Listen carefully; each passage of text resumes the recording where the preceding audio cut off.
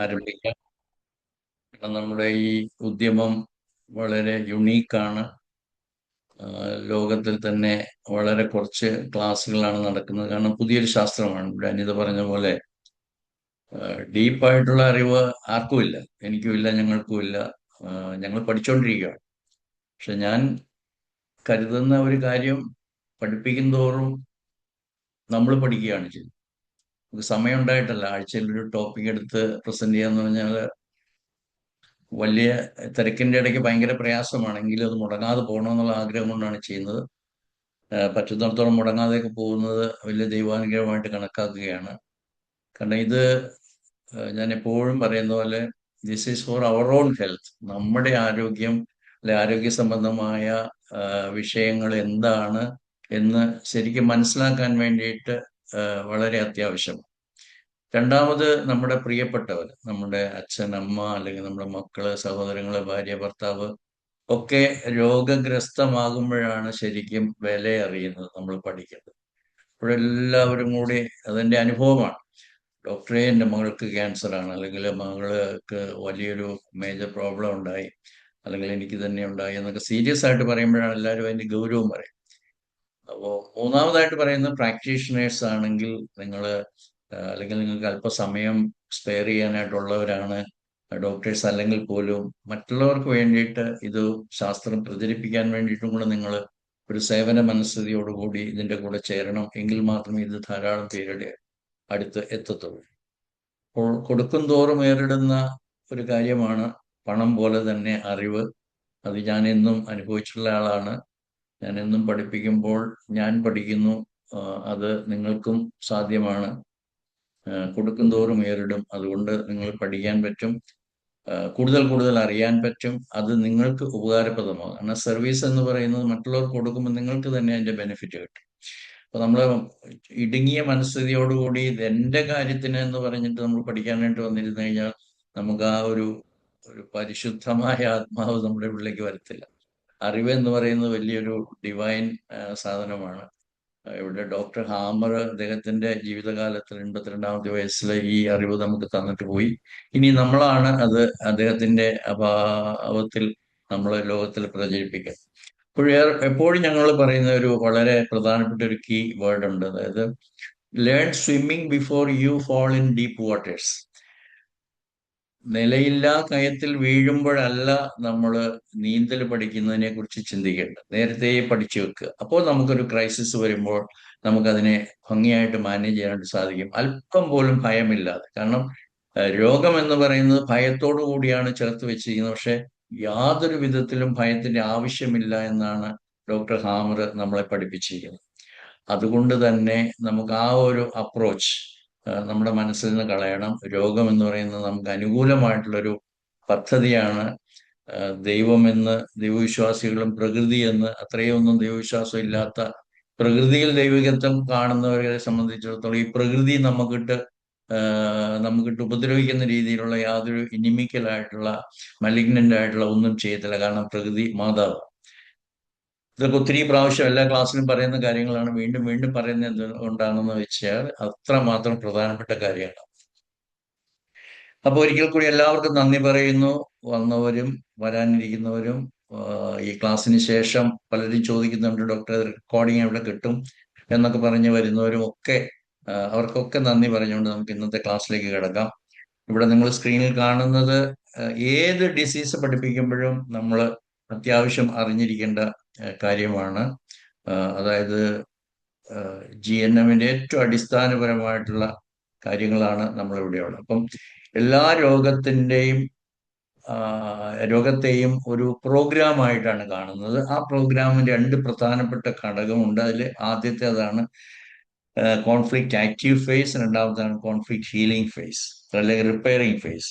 അപ്പൊ ഈ രണ്ട് പ്രോഗ്രാം, അല്ലെ ഈ രണ്ട് ഫേസ് എല്ലാ പ്രോഗ്രാമിലും, അല്ലെ എല്ലാ രോഗങ്ങളിലും ഉണ്ട് എന്നുള്ളതാണ് വളരെ മനോഹരമായിട്ടുള്ള ഒരു കാഴ്ച. ഈ കാണുന്ന പടം നിങ്ങൾ compass of German new medicine ആണ്. ഇവിടെയാണ് ഏത് ടിഷ്യൂ ആണ് അഫക്റ്റഡ് ആയിരിക്കുന്നത് എന്നുള്ളതിനെ കുറിച്ചുള്ള ബോധ്യം.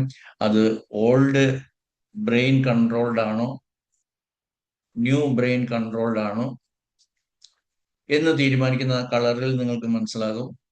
അതിൻ്റെ കറസ്പോണ്ടിങ് ആയിട്ടുള്ള ജെർമിനൽ ലെയർ വളരെ ഇമ്പോർട്ടൻ്റ് ആണ്. അപ്പോൾ 3 ജെർമിനൽ ലെയർ ആണുള്ളതെങ്കിലും മീസോഡേം എന്ന് പറയുന്ന രണ്ടാമത്തെ ലെയർ രണ്ടായിട്ട് ഡിവൈഡ് ചെയ്യുമ്പോഴാണ് ന്യൂ മീസോഡേം ഓൾഡ് മീസോഡേം എന്ന് പറയുന്ന 2 ഭാഗം ഉണ്ടാകുന്നത്. അപ്പൊ അങ്ങനെ 4 ലെയർ ആണ്. അതുകൊണ്ട് 2 മുകൾ വശത്തും 2 താഴെയായിട്ടാണ് വരുന്നത്. അപ്പോൾ ഡ്യൂറിങ് ദി കോൺഫ്ലിക്റ്റ് ആക്റ്റീവ് ഫേസിൽ മുകളിലുള്ള 2 ഭാഗം സെൽ ലോസ് ഉണ്ടാകുന്നു. താഴെയുള്ള 2 ഭാഗം, അതായത് cerebellum controlled brain stem controlled ആയിട്ടുള്ള ഓർഗൻസിൽ conflict active phase cell multiplication അല്ലെ സെൽ പ്രോളിഫറേഷൻ നടക്കും. ഹീലിംഗ് ഫേസ് വരുമ്പോൾ എവിടെയെല്ലാം ടിഷ്യൂ ഡിസ്ട്രക്ഷൻ നടന്നോ, ന്യൂ ബ്രെയിൻ കൺട്രോൾ അല്ലെ ന്യൂ ബ്രെയിൻ കൺട്രോൾഡ് ഓർഗൻസിൽ അവിടെ എല്ലാം റിപ്പയറിങ് നടക്കുമ്പോഴാണ് ഇൻഫ്ലമേഷൻ എന്ന് പറയുന്ന ടിഷ്യൂ റിപ്പയറിങ് അല്ലെങ്കിൽ ടിഷ്യൂ റീകൺസ്ട്രക്ഷൻ നടക്കുന്നത്. അതുപോലെ തന്നെ അതിന്റെ ഹീലിംഗ് ഫേസിൽ ഡ്യൂറിങ് കോൺഫ്ലിക്റ്റ് ആക്റ്റീവ് ഫേസിൽ ഡിസ്ട്രക്ഷൻ, ഡ്യൂറിങ് ഹീലിംഗ് ഫേസിൽ സെൽ റിപ്പയറിങ്, അവിടെയാണ് ഇന്നത്തെ നമ്മുടെ ടോപ്പിക് വരുന്നത്. ഇന്നത്തെ നമ്മുടെ ടോപ്പിക് വളരെ വളരെ വളരെ വളരെ പ്രധാനപ്പെട്ടതാണ്, അതായത് ബോൺ ആൻഡ് ജോയിന്റ്സ്. അപ്പൊ ഈ ബോൺ ആൻഡ് ജോയിന്റ്സിന്റെ ടിഷ്യൂ എവിടെ നിന്ന്, ഏത് ജെർമിനൽ ലെയറിൽ നിന്നാണ് ഉണ്ടാകുന്നത്, എന്താണ് അതിന്റെ conflict, biological conflict, during conflict activity എന്ത് സംഭവിക്കുന്നു, ഡ്യൂറിങ് കോൺഫ്ലിക്റ്റ് ഹീലിംഗ് അല്ലെങ്കിൽ ഹീലിംഗ് ഫേസിൽ എന്ത് സംഭവിക്കുന്നു. ഇങ്ങനെ വരുമ്പോൾ നമ്മൾ പരിചിതമായിട്ടുള്ള എല്ലാ രോഗങ്ങളെയും നമ്മൾ വേറൊരു ആംഗിളിൽ, വേറൊരു ഫ്രെയിം വർക്കിൽ നമ്മൾ പഠിക്കുന്നു. അതാണ് GHK. എന്നെ ശ്രമിക്കുന്ന ഡോക്ടർ സുഹൃത്തുക്കൾ ഒന്നും ഇതുവരെ പഠിച്ചിട്ടില്ലാത്ത കാര്യങ്ങളാണ് നമ്മൾ ബോൺ ആൻഡ് ജോയിന്റ്സിൽ, മാത്രമല്ല എല്ലാ ടിഷ്യൂവിലും നമ്മൾ പഠിക്കുന്നത്. അതുകൊണ്ട് വളരെ ശ്രദ്ധയോടുകൂടി നിങ്ങൾ ഇത് കേൾക്കണമെന്ന് ഞാൻ ആഗ്രഹിക്കുകയാണ്, നിങ്ങൾ അതിലേക്ക് ക്ഷണിക്കുകയാണ്. അതുകൊണ്ട് നമുക്ക് ഇന്നത്തെ ടോപ്പിക്കിലേക്ക് കടക്കാം. അപ്പോൾ ഞാൻ ഒരിക്കൽ കൂടി പറയുന്നു, ബോൺസ് ആൻഡ് ജോയിന്റ്സ്, അതിൻ്റെ അതുമായിട്ട് ബന്ധപ്പെട്ടുള്ള ഡിസീസിന്റെ ശരിയായ രീതിയിലുള്ള അർത്ഥം മനസ്സിലാക്കിക്കൊണ്ട് മുന്നോട്ട് പോവുക എന്നുള്ളതാണ് നമ്മുടെ ഇന്നത്തെ ടോപ്പിക്ക്. അതിന്റെ ലക്ഷ്യം ഇത് തന്നെയാണ്. സ്കെൽറ്റൽ സിസ്റ്റം, ഇതിൻ്റെ അകത്ത് വരുന്ന എല്ലാ രോഗാവസ്ഥകളെയും നമ്മൾ ഇന്ന് വളരെ വിശദമായിട്ട് പഠിക്കാൻ പോകണം. നമുക്ക് സമയം കുറവാണെന്ന് നമുക്കറിയാമല്ലോ. ഇപ്പൊ ഞാൻ നേരത്തെ പല പ്രാവശ്യം പറഞ്ഞിട്ടുള്ളതാണ്, ഈ ക്ലാസ് ബോൺസ് ആൻഡ് ജോയിന്റ്സിൽ മാത്രമല്ല, അതിനു മുമ്പ് മസിൽസ് പഠിച്ചപ്പോഴും കണക്റ്റീവ് ടിഷ്യൂ പഠിപ്പിച്ചപ്പോഴും, ഈവൻ കഴിഞ്ഞ ക്ലാസ്സിൽ കണക്റ്റീവ് ടിഷ്യൂവിനെയും ഫാറ്റ് ടിഷ്യൂവിനെയും കൂടെ ക്ലബ് ചെയ്ത് കമ്പൈൻഡ് ആയിട്ട് പഠിപ്പിച്ചപ്പോഴൊക്കെ ഞാൻ പറഞ്ഞാണ്, ഏറ്റവും സീരിയസ് ആയിട്ടുള്ള സെൽഫ് ഡീവാലുവേഷൻ നടക്കുന്നത് ബോൺസ് ആൻഡ് ജോയിന്റ്സിലാണ്. ബോൺസ്, ഞാൻ പല പ്രാവശ്യം പറഞ്ഞിട്ടുള്ള കാര്യം ഒന്നുകൂടെ പറയാം. അസ്ഥിയെ പിടിച്ച എന്ന് പറഞ്ഞാൽ വളരെ ഡീപ്പാണ്. സെൽഫ് ഡീവാലുവേഷൻ കോൺഫ്ലിക്റ്റ് തന്നെയാണ് ഇവിടുത്തെ കോൺഫ്ലിക്റ്റ്. അത് വളരെ ആഴത്തിൽ ബാധിക്കുമ്പോഴാണ് ബോൺ ജോയിന്റ്സിൽ ഉള്ള അഫെക്ഷൻസ് വരുന്നത്. അപ്പൊ നമ്മളിവിടെ അത് കോൺഫ്ലിക്റ്റ് ആക്റ്റീവ് സ്റ്റേജിൽ എന്ത് സംഭവിക്കും, കോൺഫ്ലിക്റ്റ് ഹീലിംഗ് സ്പേസിൽ എന്ത് സംഭവിക്കുന്നു, വളരെ വിശദമായിട്ട് നമ്മൾ പഠിക്കും. അപ്പോൾ അതിൻ്റെ ഇടയ്ക്ക് വരുന്ന എല്ലാ നമ്മൾ കേട്ട് പരിചയമുള്ള രോഗങ്ങളുടെ പേരുകളുമായിട്ട് ബന്ധപ്പെടുത്തി നമ്മൾ അറിയപ്പെടുന്ന രോഗങ്ങൾ എൻറ്റയർലി ഡിഫറെൻ്റ് ആയിട്ടായിരിക്കും നിങ്ങൾ ഒരു പക്ഷേ കേൾക്കും. നമ്മൾ സന്ധിവാദം, ആമവാദം, ആർത്രൈറ്റിസ്, ഓസ്റ്റിയോ ആർത്രൈറ്റിസ്, ഇങ്ങനെ പഠിച്ചിട്ടുള്ള എല്ലാ രോഗങ്ങളെയും നമ്മൾ ഡിഫറെൻ്റ് ആയിട്ട് കാണാൻ പോവുകയാണ്. അപ്പോൾ നിങ്ങൾക്ക് മനസ്സിലാകും ഇതൊക്കെ ഇൻഫെക്ഷൻ തിയറി എന്ന് പറയുന്നത്, അല്ലെങ്കിൽ അയ്യോ എൻ്റെ തടി കാരണമാണ് എൻ്റെ ജോയിൻസ് അഫെക്ഷൻ, ഇതൊന്നുമല്ല. അതിൻ്റെ എക്സാക്ട് മൈൻഡിലാണ് അതിൻ്റെ കോൺഫ്ലിക്റ്റ് എന്ന് നിങ്ങൾ മനസ്സിലാക്കുമ്പോഴത്തേക്കും നിങ്ങൾ എല്ലാ മേജർ ഡിസീസിനെയും ഒരു റീ ഇന്റർപ്രറ്റ് ചെയ്യാനായിട്ടാണ് നമ്മൾ ഇവിടെ ശ്രമിക്കുന്നത്. ഇത് നിങ്ങളുടെ ഡോക്ടേഴ്സ് ആണെങ്കിൽ നിങ്ങളുടെ ക്ലിനിക്കൽ പ്രാക്ടീസിൽ നമ്മൾ ഉപയോഗപ്പെടുത്തുക. നിങ്ങളുടെ അടുത്ത് വരുന്ന എല്ലാ ജോയിന്റ് പെയിൻസ്, അല്ലെങ്കിൽ നടുവേദന, അല്ലെങ്കിൽ എവിടെയെങ്കിലും ഒരു ജോയിന്റ് സ്വെല്ലിങ്, നീ ജോയിന്റ് പെയിൻ, അയ്യോ മുട്ട് മാറ്റിവെക്കൽ ശസ്ത്രക്രിയ, അല്ലെങ്കിൽ മുട്ട് മാറ്റിവെക്കണമെന്ന് ഓർത്തോ ഡോക്ടർ, ഇങ്ങനെയുള്ള എല്ലാ സ്റ്റേജുകളിൽ നിങ്ങൾ എൻറ്റയർലി ഡിഫറെൻ്റ് ആയിട്ടുള്ള രീതിയിൽ നിങ്ങളുടെ അടുത്ത ക്ലിനിക്കലിൽ വരുന്ന രോഗികളെ കാണാനായിട്ട് നിങ്ങൾക്ക് സാധിക്കും. അപ്പൊ നമ്മൾ സ്കെൽറ്റൽ സിസ്റ്റം ആണ് ഇന്നത്തെ ടോപ്പിക് എന്ന് വേണമെങ്കിൽ പറയാം. അപ്പൊ സാധാരണ സ്കെൽറ്റൽ സിസ്റ്റം എന്ന് പറയുമ്പോൾ അതിൻ്റെ അകത്ത് വരുന്നത് ബോൺസ് ആണെന്ന് ഞാൻ പറഞ്ഞ പ്രധാനമായിട്ട്. ബോൺസിന്റെ കാർട്ടിലേജ്, അതിന്റെ എൻഡ് ഭാഗത്തുള്ള അതിന്റെ ഫ്രിക്ഷൻ അവോയ്ഡ് ചെയ്യാനായിട്ട് ബോണിന്റെ അത്രയും സ്ട്രോങ് അല്ല, അതിനേക്കാൾ സോഫ്റ്റ് ആയിട്ടുള്ള കാർട്ടിലേജ് പിന്നെ ജോയിൻസ് എന്ന് പറയുമ്പോൾ more than one bone ends join ചെയ്യുന്ന സ്ഥലം, അതിനെ അറ്റാച്ച് ചെയ്യുന്ന ലിഗമെന്റ്സ് ഉണ്ട്, ടെൻഡൻസ് ഉണ്ട്. ഇതെല്ലാം കൂടെ കൂടുന്നതാണ് നമ്മുടെ സ്കെൽറ്റൽ സിസ്റ്റം എന്ന് പറയും. എന്തിനു വേണ്ടിയിട്ടാണ് സ്കെൽറ്റൽ സിസ്റ്റം? അതാണ് നമ്മളെ മൂവ്മെന്റിനും നമ്മളെ സഹായിക്കുന്നത്. അതുപോലെ തന്നെ പ്രൊട്ടക്ഷൻ. ഇപ്പൊ റിബ് കേജ് എന്നൊക്കെ പറയുന്നത് നമ്മളെ പ്രൊട്ടക്ട് ചെയ്യാനായിട്ട് ഉപയോഗിക്കുന്ന ശരീരഭാഗങ്ങളാണ്. അതുകൊണ്ട് ഈ ബോണിന് നമ്മളെ ഉള്ളിലുള്ള പ്രധാനപ്പെട്ട അവയവങ്ങളായ വിസറ അല്ലെങ്കിൽ ലങ്സ്, ഹാർട്ട്, ഇൻഡസ്റ്റൈൻ അല്ലെങ്കിൽ ലിവർ, ഇങ്ങനെയുള്ള പ്രധാനപ്പെട്ട അവയവങ്ങളെ പ്രൊട്ടക്ട് ചെയ്യുന്ന ഉപയോഗവും ഇത് തന്നെയാണ് ചെയ്യുന്നത്. ഇവിടെ ഏറ്റവും പ്രധാനമായി എന്തുകൊണ്ടാണ് ഈ ബോണിന് അല്ലെങ്കിൽ ഈ പറയുന്ന കാർട്ടിലേജ് ജോയിന്റ്സിനൊക്കെ ഈ ബലം കിട്ടുന്നത്? അതിന്റെ മിനറലൈസേഷൻ എന്ന് വേണമെങ്കിൽ പറയാം. അവിടെയുള്ള കാൽഷ്യമാണ് പ്രധാനമായിട്ട് വരുന്നത്. കാൽഷ്യം കൂടാതെ ധാരാളം മിനറൽസ് ഉണ്ട്. അതിനകത്ത് പ്രധാനമായിട്ട് വരുന്ന കാൽഷ്യം, ഫോസ്ഫറസ്. അപ്പൊ ഈ ഇങ്ങനെയുള്ള മിനറൽസ് ആണ് അതിന് സ്ട്രെങ്ത് കൊടുക്കുന്നത്. അപ്പം ആക്ച്വലി കാൽഷ്യം മാത്രമല്ല, അവിടെയുള്ള മിനറൽസും കൂടെ കൂടുമ്പോഴാണ് ബോൺ, അസ്ഥികൾക്ക് ബലം കിട്ടുന്നത് എന്ന് ഞാൻ പറയാതെ നിങ്ങൾ മനസ്സിലാക്കുക പ്രധാനമായിട്ട്. ഇനി ബോൺ എന്ന് പറയുന്നതിന്റെ അകത്തുള്ള ഒരു പ്രധാനപ്പെട്ട ഭാഗം മജ്ജ അല്ലെങ്കിൽ ബോൺ മാരോ എന്ന് പറയുന്നത്. വളരെ പ്രധാനപ്പെട്ട ഫങ്ഷൻ ആണ് ബോൺ മാരോയ്ക്കുള്ളത്. കാരണം അവിടെയാണ് നമ്മുടെ രക്ത കോശങ്ങൾ അല്ലെങ്കിൽ ബ്ലഡ് സെൽസ്, അത് വൈറ്റ് സെൽസ് ആയാലും റെഡ് സെൽസ് ആയാലും ലൂക്കോസൈറ്റ്സ്, സോറി, എറിത്രോസൈറ്റ്സ് അല്ലെങ്കിൽ platelets, erythrocyte, leucocytes and platelets, thrombocytes. അപ്പൊ ഈ സെല്ലുകളെല്ലാം നിർമ്മിക്കുന്നതും ഈ ബോൺ മാരോയ്ക്കകത്താണ്. അതുകൊണ്ട് ബോൺ, അസ്ഥിയുടെ ഉള്ളിലുള്ള മജ്ജയ്ക്ക് വളരെ വളരെയധികം പ്രധാനപ്പെട്ട പങ്കുണ്ട്, പ്രധാനപ്പെട്ട റോളുണ്ട് എന്ന് നമ്മൾ മനസ്സിലാക്കണം.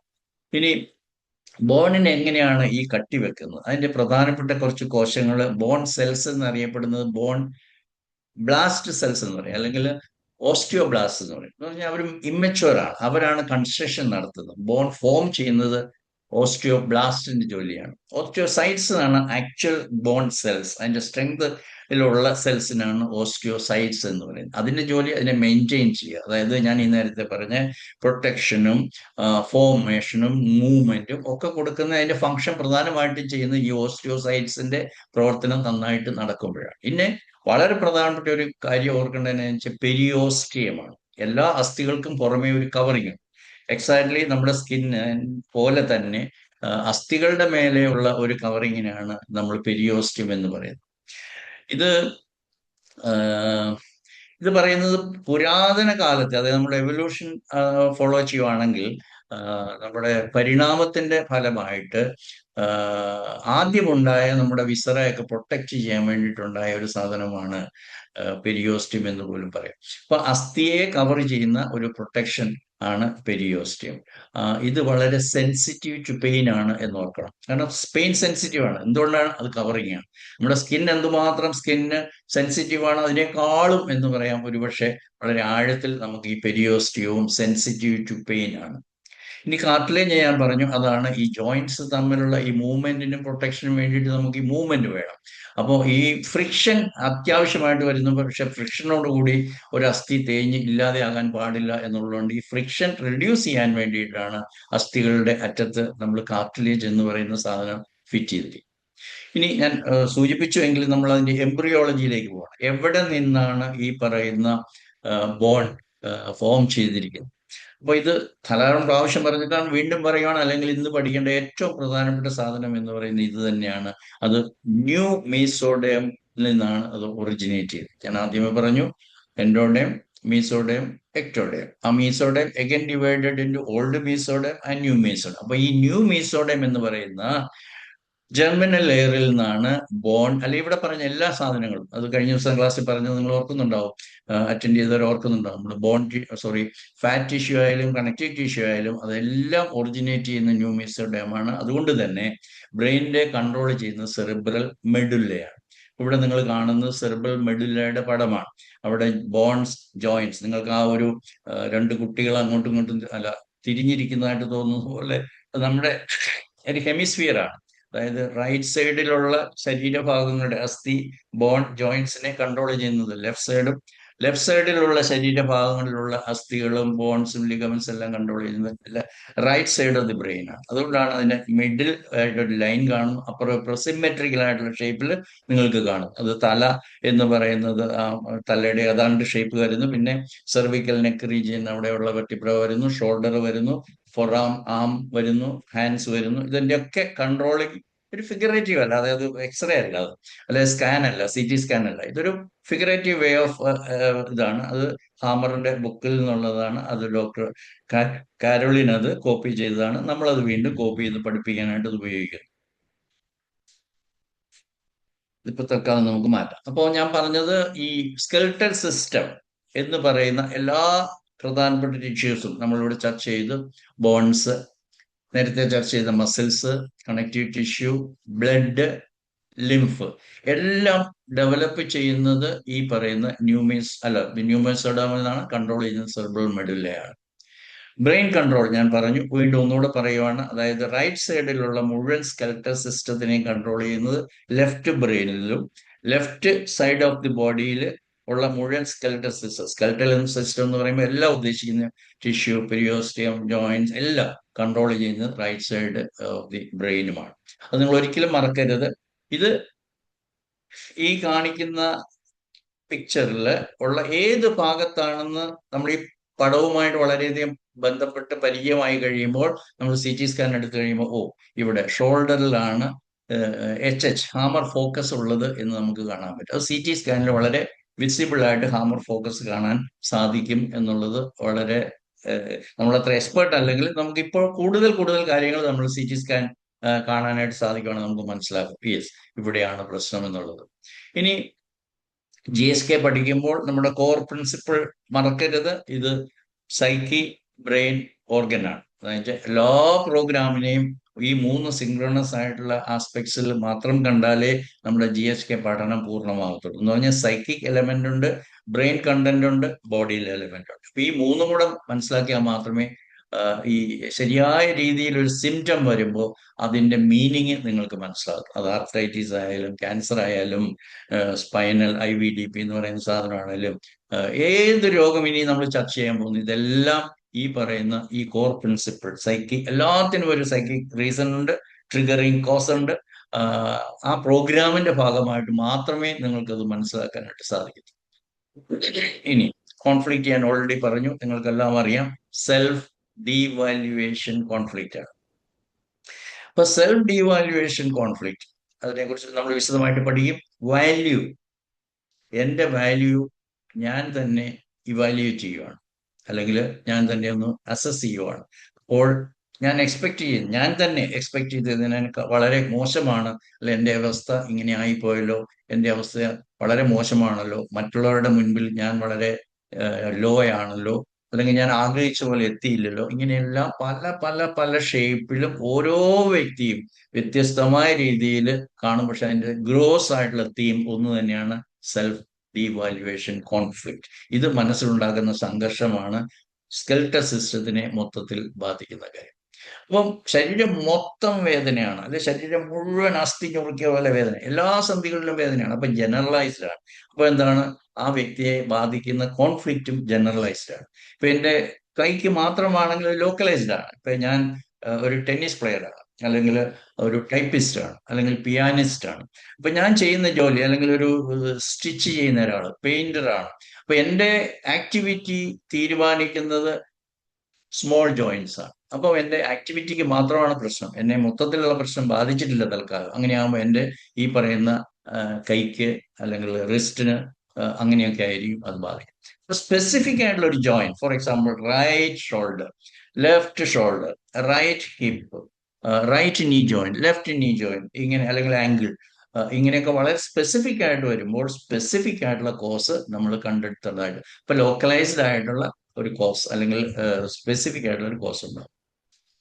സെൽഫ് ഡീവാലുവേഷൻ എത്ര വിശദമായിട്ട് നിങ്ങൾക്ക് ഫ്രീ ആയിട്ട് ഞങ്ങളുടെ ഗ്ലോബൽ GSK എന്ന് പറയുന്ന പ്ലാറ്റ്ഫോമിൽ ധാരാളം വീഡിയോസ് ഉണ്ട്.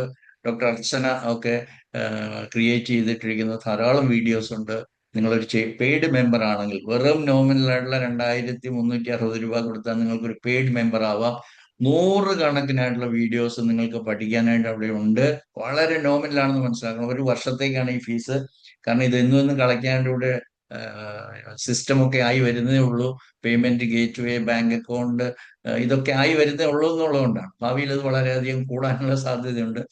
ചിലവൊക്കെ നടന്നു പോകേണ്ടതിന് വേണ്ടി. അപ്പൊ നിങ്ങളോട് റിക്വസ്റ്റ് ചെയ്യുന്നത്, ഇങ്ങനെ പഠിച്ചാൽ നിങ്ങൾക്ക് എത്ര വേണമെങ്കിലും പഠിക്കാൻ പറ്റും. ഇതുവരെ നടന്നിട്ടുള്ള ഞങ്ങളുടെ ഒരു മൂന്ന് വർഷത്തോളമായി ഉള്ള മുഴുവൻ വീഡിയോസും അവൈലബിൾ ആണ് എന്നുള്ളതാണ് അതിന്റെ പെക്യുലാരിറ്റി. അത് ഞാൻ ഓർമ്മിപ്പിച്ചുകൊണ്ട് ഞാൻ വീണ്ടും തിരിച്ചു വരികയാണ്. എന്താണ് സെൽഫ് ഡീവാലുവേഷൻ കോൺഫ്ലിക്റ്റ്? അതൊരു പരാജയമാവാം. ഒരു പരീക്ഷയ്ക്കുള്ള പരാജയമാവാം, ജീവിതത്തിലുള്ള പരാജയമാവാം, സാമ്പത്തികത്തിലുള്ളതാകാം, ബിസിനസ്സിലുള്ളതാവാം. ഏത് മേഖലയിലായാലും ഒരു പരാജയമാണ് ഉണ്ടായിട്ടുണ്ടെങ്കിൽ അതൊരു കോസ് ഓഫ് സെൽഫ് ഡീവാലുവേഷൻ ആണ്. അല്ലെങ്കിൽ എന്നെ മറ്റുള്ളവരുടെ മുമ്പിൽ അപകർഷതാബോധം ഉണ്ടായാൽ, അല്ലെ മറ്റുള്ളവരുടെ മുമ്പിൽ ഹ്യൂമിലിയേറ്റ് ചെയ്യപ്പെട്ടാൽ, അവഹേളിതനായാൽ, എന്റെ റെക്കഗ്നീഷന് പകരം എന്നെ ഹ്യൂമിലിയേറ്റ് ചെയ്ത്, എന്നെ കളിയാക്കി എല്ലാവരും കൂടി, അല്ലെങ്കിൽ ഒരു വലിയൊരു വേദിയിൽ എനിക്ക് അർഹതപ്പെട്ട സ്ഥാനം കിട്ടിയില്ല, അല്ലെങ്കിൽ എന്നെ ഹ്യൂമിലിയേറ്റ് ചെയ്തു, ഇതൊക്കെ സെൽഫ് ഡീവാലുവേഷൻ ആയിട്ട് വരാം. പലപ്പോഴും ഇതൊരു ഡയഗ്നോസ്റ്റിക് ഷോക്ക് ആകാം. എങ്ങനെയാണത്? You are diagnosed as cancer. നിങ്ങളുടെ ബ്രസ്റ്റിൽ ഒരു ലംബ് ഉണ്ട്, അത് ക്യാൻസർ ആയേക്കാം. അന്ന് മുതൽ സെൽഫ് ഡീവാലുവേഷൻ തുടങ്ങി. മൈ ഗോഡ്, എൻ്റെ കുട്ടികളെ ഞാൻ ഒരിടത്ത് എത്തിച്ചില്ല, അല്ലെങ്കിൽ ഭർത്താവിന് ഞാനില്ലാതെ ജീവിക്കാൻ പറ്റത്തില്ല, അപ്പോൾ ഞാനൊന്നും നേടിയില്ല, അപ്പോൾ ഞാൻ ഇപ്പോഴേ പോകും. അതായത് ഒരു ക്യാൻസറിന് ഡയഗ്നോസ് ചെയ്താൽ തന്നെ ഉടനെ തന്നെ അത് മരണകാരണമാണെന്നാണ് ആര് പഠിപ്പിച്ചിരിക്കുന്നത്? കൺവെൻഷണൽ മെഡിസിൻ പഠിപ്പിച്ചിരിക്കുന്നത്, നമ്മളെല്ലാവരും പഠിച്ചത്, എന്നെ ശ്രമിക്കുന്ന ഹോമിയോപ്പതി ഡോക്ടേഴ്സ് ഉൾപ്പെടെ. അതല്ല, ക്യാൻസർ മൂലം ആരും മരിക്കത്തില്ലെന്ന് പറഞ്ഞ ഡോക്ടർ ഹാമറിന്റെ ഈ ശാസ്ത്രം പഠിച്ചവർക്ക് മാത്രമേ ക്യാൻസറിനെ ഭയപ്പെടാതെ ജീവിക്കാനായിട്ട് സാധിക്കത്തുള്ളൂ. അപ്പൊ ഒരു ഡയഗ്നോസിസ് ഷോക്ക് പലപ്പോഴും ഇതായിരിക്കും. അതായത് നിങ്ങൾക്ക് റൂമറ്റോഡ് ആർത്രൈറ്റിസ് ആണ്, അല്ലെങ്കിൽ അതൊരു സീറം പോസിറ്റീവ് റുമറ്റോഡ്, പലതും ഡയഗ്നോസിസ് വരുമ്പം നമ്മൾ ഗൂഗിളിൽ പോയി നോക്കും, അല്ലെങ്കിൽ ചാറ്റ് ജി പി ടിയോട് ഇത് ക്യൂറബിൾ അല്ല, അല്ലെങ്കിൽ ഒരു പുതിയ അറിവ് കിട്ടുവാണ്, it's an incurable disease, it's an autoimmune disease, it's inherited disease, it's a genetic disease. ഇങ്ങനെ പലതും നമ്മൾ അതിൻ്റെ കൂടെ ചേർത്ത് വെക്കുമ്പോൾ നമ്മുടെ വാല്യൂ ഗോൺ ഡൗൺ. അതുകൊണ്ടാണ് സെൽഫ് ഡീവാലുവേഷൻ, ഡയഗ്നോസ്റ്റിക് ഷോക്ക് അത് കാരണമായേക്കാം എന്ന് പറയും. അല്ലെ, നമുക്ക് ജീവിതത്തിൽ ഇനി വലിയ റോളില്ല, ഞാൻ എന്തൊക്കെയോ ആയിരുന്നു, ഞാനൊരു വലിയ സിനിമാ നടനായിരുന്നു, ഇന്ന് എനിക്ക് ആരും വിളിക്കുന്നില്ല, അല്ലെ ഞാൻ വലിയ പ്രസംഗകനായിരുന്നു, അല്ലെ രാഷ്ട്രീയത്തിൽ ഞാൻ വിചാരിച്ചു ഒരു ഈ എന്താ പറയണ്ടേ, LDF, UDF ഇതിനെ നയിക്കാൻ പോകുന്നത് ഞാനാണെന്ന് വിചാരിച്ചു. പക്ഷെ ഇപ്പൊ ആരും എന്നെ വിളിക്കുന്നില്ല, എനിക്ക് അർഹതയില്ല, അപ്പൊ എന്റെ റോള് തീർന്നു എന്ന് തോന്നുന്നു. ഭയങ്കര സെൽഫ് ഡീവാലുവേഷൻ ആണ്. അത് തന്നെ പ്രശ്നം. അപ്പൊ എനിക്കൊരു സ്റ്റാറ്റസ് ഉണ്ടെന്ന് ഞാൻ തന്നെ അങ്ങനെ ബിൽഡപ്പ് ചെയ്തിരുന്ന ഒരു ഇമേജ് ഡൗൺ ആകുമ്പോഴാണ് അതുണ്ടാകുന്നത്. പിന്നെ പലപ്പോഴും, എനിക്ക് വയസ്സായി, 60 വയസ്സ് കഴിഞ്ഞു, 70 വയസ്സ് കഴിഞ്ഞു, ഇനി കിട്ടുന്നതൊക്കെ ബോണസാണ്, ഇനി എത്ര കാലം ഉണ്ടെന്ന് എനിക്ക് അറിയത്തില്ല. ഇതൊക്കെ അൺവാണ്ടഡ് ആണ്. നിങ്ങളുടെ വിധി, അല്ലെങ്കിൽ നിങ്ങളുടെ ഏജ് തീരുമാനിക്കുന്നത് ദൈവമാണ്, നിങ്ങളെ സൃഷ്ടിച്ച ദൈവമാണ്. അല്ലെങ്കിൽ നമുക്കത് അറിയത്തില്ലെന്ന് നിങ്ങൾ പറഞ്ഞോളൂ. അത് എന്തുവരെയാണ്? അതുവരെ നിങ്ങൾ പ്രവർത്തനക്ഷമമായിട്ട് നിങ്ങൾ മുന്നോട്ട് പോകുക. അല്ലാതെ ഞാൻ പ്രായമായി എന്ന് പറഞ്ഞ് നിങ്ങളുടെ വാല്യൂ കുറച്ചുകൊണ്ട് യാതൊരു ആവശ്യമില്ല എന്ന് എനിക്ക് നിങ്ങൾക്ക് പറയാം. ഇത് പലപ്പോഴും സെൽഫ് ഡീവാലുവേഷൻ പലപ്പോഴും ഇരുന്ന് ഇങ്ങനെ പുറകോർക്കുകയാണ്, അല്ലെങ്കിൽ രാവിലെയും ഉച്ചയ്ക്കും വൈകിട്ടും ഇത് തന്നെയാണ് സുഹൃദേവൻ ചെല്ലുന്നത് പറഞ്ഞുകൊണ്ടിരിക്കുന്നത്. എന്റെ കാലം കഴിഞ്ഞു, ഞാൻ വയസ്സായില്ലേ, ഇതേ വായിൽ നിന്ന് വരത്തുള്ളൂ, എനിക്ക് വയസ്സായില്ലേ. ഇത് പറഞ്ഞാൽ തന്നെ സെൽഫ് ഡീവാലുവേഷൻ. അതുകൊണ്ട് അതൊക്കെ ഒഴിവാക്കുക. ഇനി എക്സാക്റ്റ് ആയിട്ടുള്ള ലോക്കലൈസേഷൻ ചില പ്രിൻസിപ്പിൾ ഉണ്ട്. എന്താണോ ആ ഒരു ലോക്കൽ ആയിട്ടുള്ള, അല്ലെങ്കിൽ ഇപ്പൊ ഫോർ എക്സാമ്പിൾ റൈറ്റ് റിസ്റ്റ്, അല്ലെ റൈറ്റ് ഹാൻഡ്, ലെഫ്റ്റ് ഹാൻഡ്, അല്ലെങ്കിൽ റൈറ്റ് ഷോൾഡർ, ലെഫ്റ്റ് ഷോൾഡർ, ആ ഒരു പ്രത്യേക ഓർഗന്, അല്ലെ ആ ഒരു പ്രത്യേക ജോയിന്റിന് എന്താണോ ഫങ്ഷൻ, അതുമായിട്ട് ബന്ധപ്പെട്ടാണ് എപ്പോഴും ഈ പറയുന്ന ലോക്കലൈസ്ഡ് ആയിട്ടുള്ള സെൽഫ് ഡീവാലുവേഷൻ വരുന്നത്. ഫോർ എക്സാമ്പിൾ, നമുക്ക് വളരെ ഒത്തിരി എല്ലാ ജോയിന്റ്സും നമ്മൾ ചർച്ച ചെയ്യാൻ സാധിക്കുന്ന പോലെ ചർച്ച ചെയ്യും. പിന്നെ ഞാൻ ഇടയ്ക്ക് പല പ്രാവശ്യം പറഞ്ഞുള്ള കാര്യം വീണ്ടും പറയുകയാണ്, ഒരു ഫുൾ ചാപ്റ്റർ ഇത് മാത്രമായിട്ട് ഒരു ദിവസം ക്ലാസ് എടുക്കാൻ പറ്റുന്ന ടോപ്പിക്കാണ്. ഇത് മുഴുവൻ ഒരു ദിവസം 1 മണിക്കൂർ കൊണ്ട് നടക്കത്തില്ല. അതുകൊണ്ട് നിങ്ങളോട് ക്ഷണിക്കുന്നത്, നിങ്ങളോട് റിക്വസ്റ്റ് ചെയ്യുന്നത്, നിങ്ങൾ തന്നെ പോയി learninggnm.com എന്ന് പറയുന്ന വെബ്സൈറ്റിൽ പോയി പഠിച്ചാൽ മാത്രമേ അത് നിങ്ങളുടേതാകത്തുള്ളൂ. അല്ല, ഇവിടെ ക്ലാസ് കിട്ടുന്നത് നിങ്ങളെ ഒന്ന് മോട്ടിവേറ്റ് ചെയ്യാൻ വേണ്ടി മാത്രമാണ്. ഇതൊരു ചുരുങ്ങിയത് ഒരു 10-100 പ്രാവശ്യം പറഞ്ഞിട്ടുള്ള കാര്യമാണ്. അതുകൊണ്ട് ദയവ് നിങ്ങൾ തന്നെ ഇത് പഠിക്കാനായിട്ട് ശ്രമിക്കണം. അപ്പോൾ എന്താണ് function? For example, what is the function of knee joint? ചിലർക്കത് കുത്തിയിരുന്ന് സദ്യ ഉണ്ടാകാനുള്ളതായിരിക്കും, അല്ലെങ്കിൽ ചിലർക്ക് മുട്ടുകുത്തി നിസ്കരിക്കാനുള്ളതായിരിക്കും, അല്ലെങ്കിൽ ഒരാൾ പാട്ടുകാരത്തി ആണെങ്കിൽ ഭജന അല്ലെങ്കിൽ ഒരു പ്രത്യേക കർണാട്ടിക് മ്യൂസിക് പാടിക്കണമെങ്കിൽ ഇരുന്നുകൊണ്ട് വേണം പാടാനായിട്ട്. എനിക്ക് ഇരിക്കാൻ പറ്റുന്നില്ല, അതൊരു സെൽഫ് ഡിവാലുവേഷനാണ്. അല്ലെ, കഴിഞ്ഞ ദിവസം എല്ലാവരും എന്നെ എന്താ പറയുക ഭരതനാട്യത്തിനോ അല്ലെങ്കിൽ പോട്ടെ എന്താ ഏഹ്, ഒത്തിരി ഗേൾസ് ഒരുമിച്ച് കൂടുന്നതിന്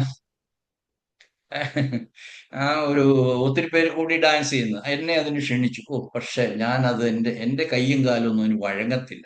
ഇതൊക്കെ അസസ് ചെയ്യുവാണ്. അപ്പൊ എന്താണ്, അതൊന്നുകൂടെ സെൽഫ് ഡിവാലുവേഷൻ എന്ന് പറയുന്ന കോൺഫ്ലിക്റ്റ് കൂട്ടത്തേ ഉള്ളൂ.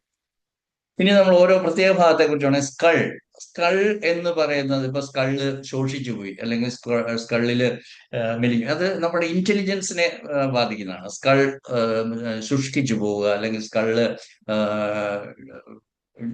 ഡിപ്ലീറ്റ് ചെയ്യപ്പെടുക എന്നൊക്കെ പറയും. അത് ഇന്റലക്ച്വൽ കോൺഫ്ലിക്റ്റ് ആണ്. I am not good for anything, my intelligence is poor, I am not competent enough, ഇങ്ങനെ പല എന്റെ എഫിഷ്യൻസി, ഇന്റലക്ച്വൽ പെർഫോമൻസ് ഇതൊക്കെ ബാധിക്കുന്നതാണ്.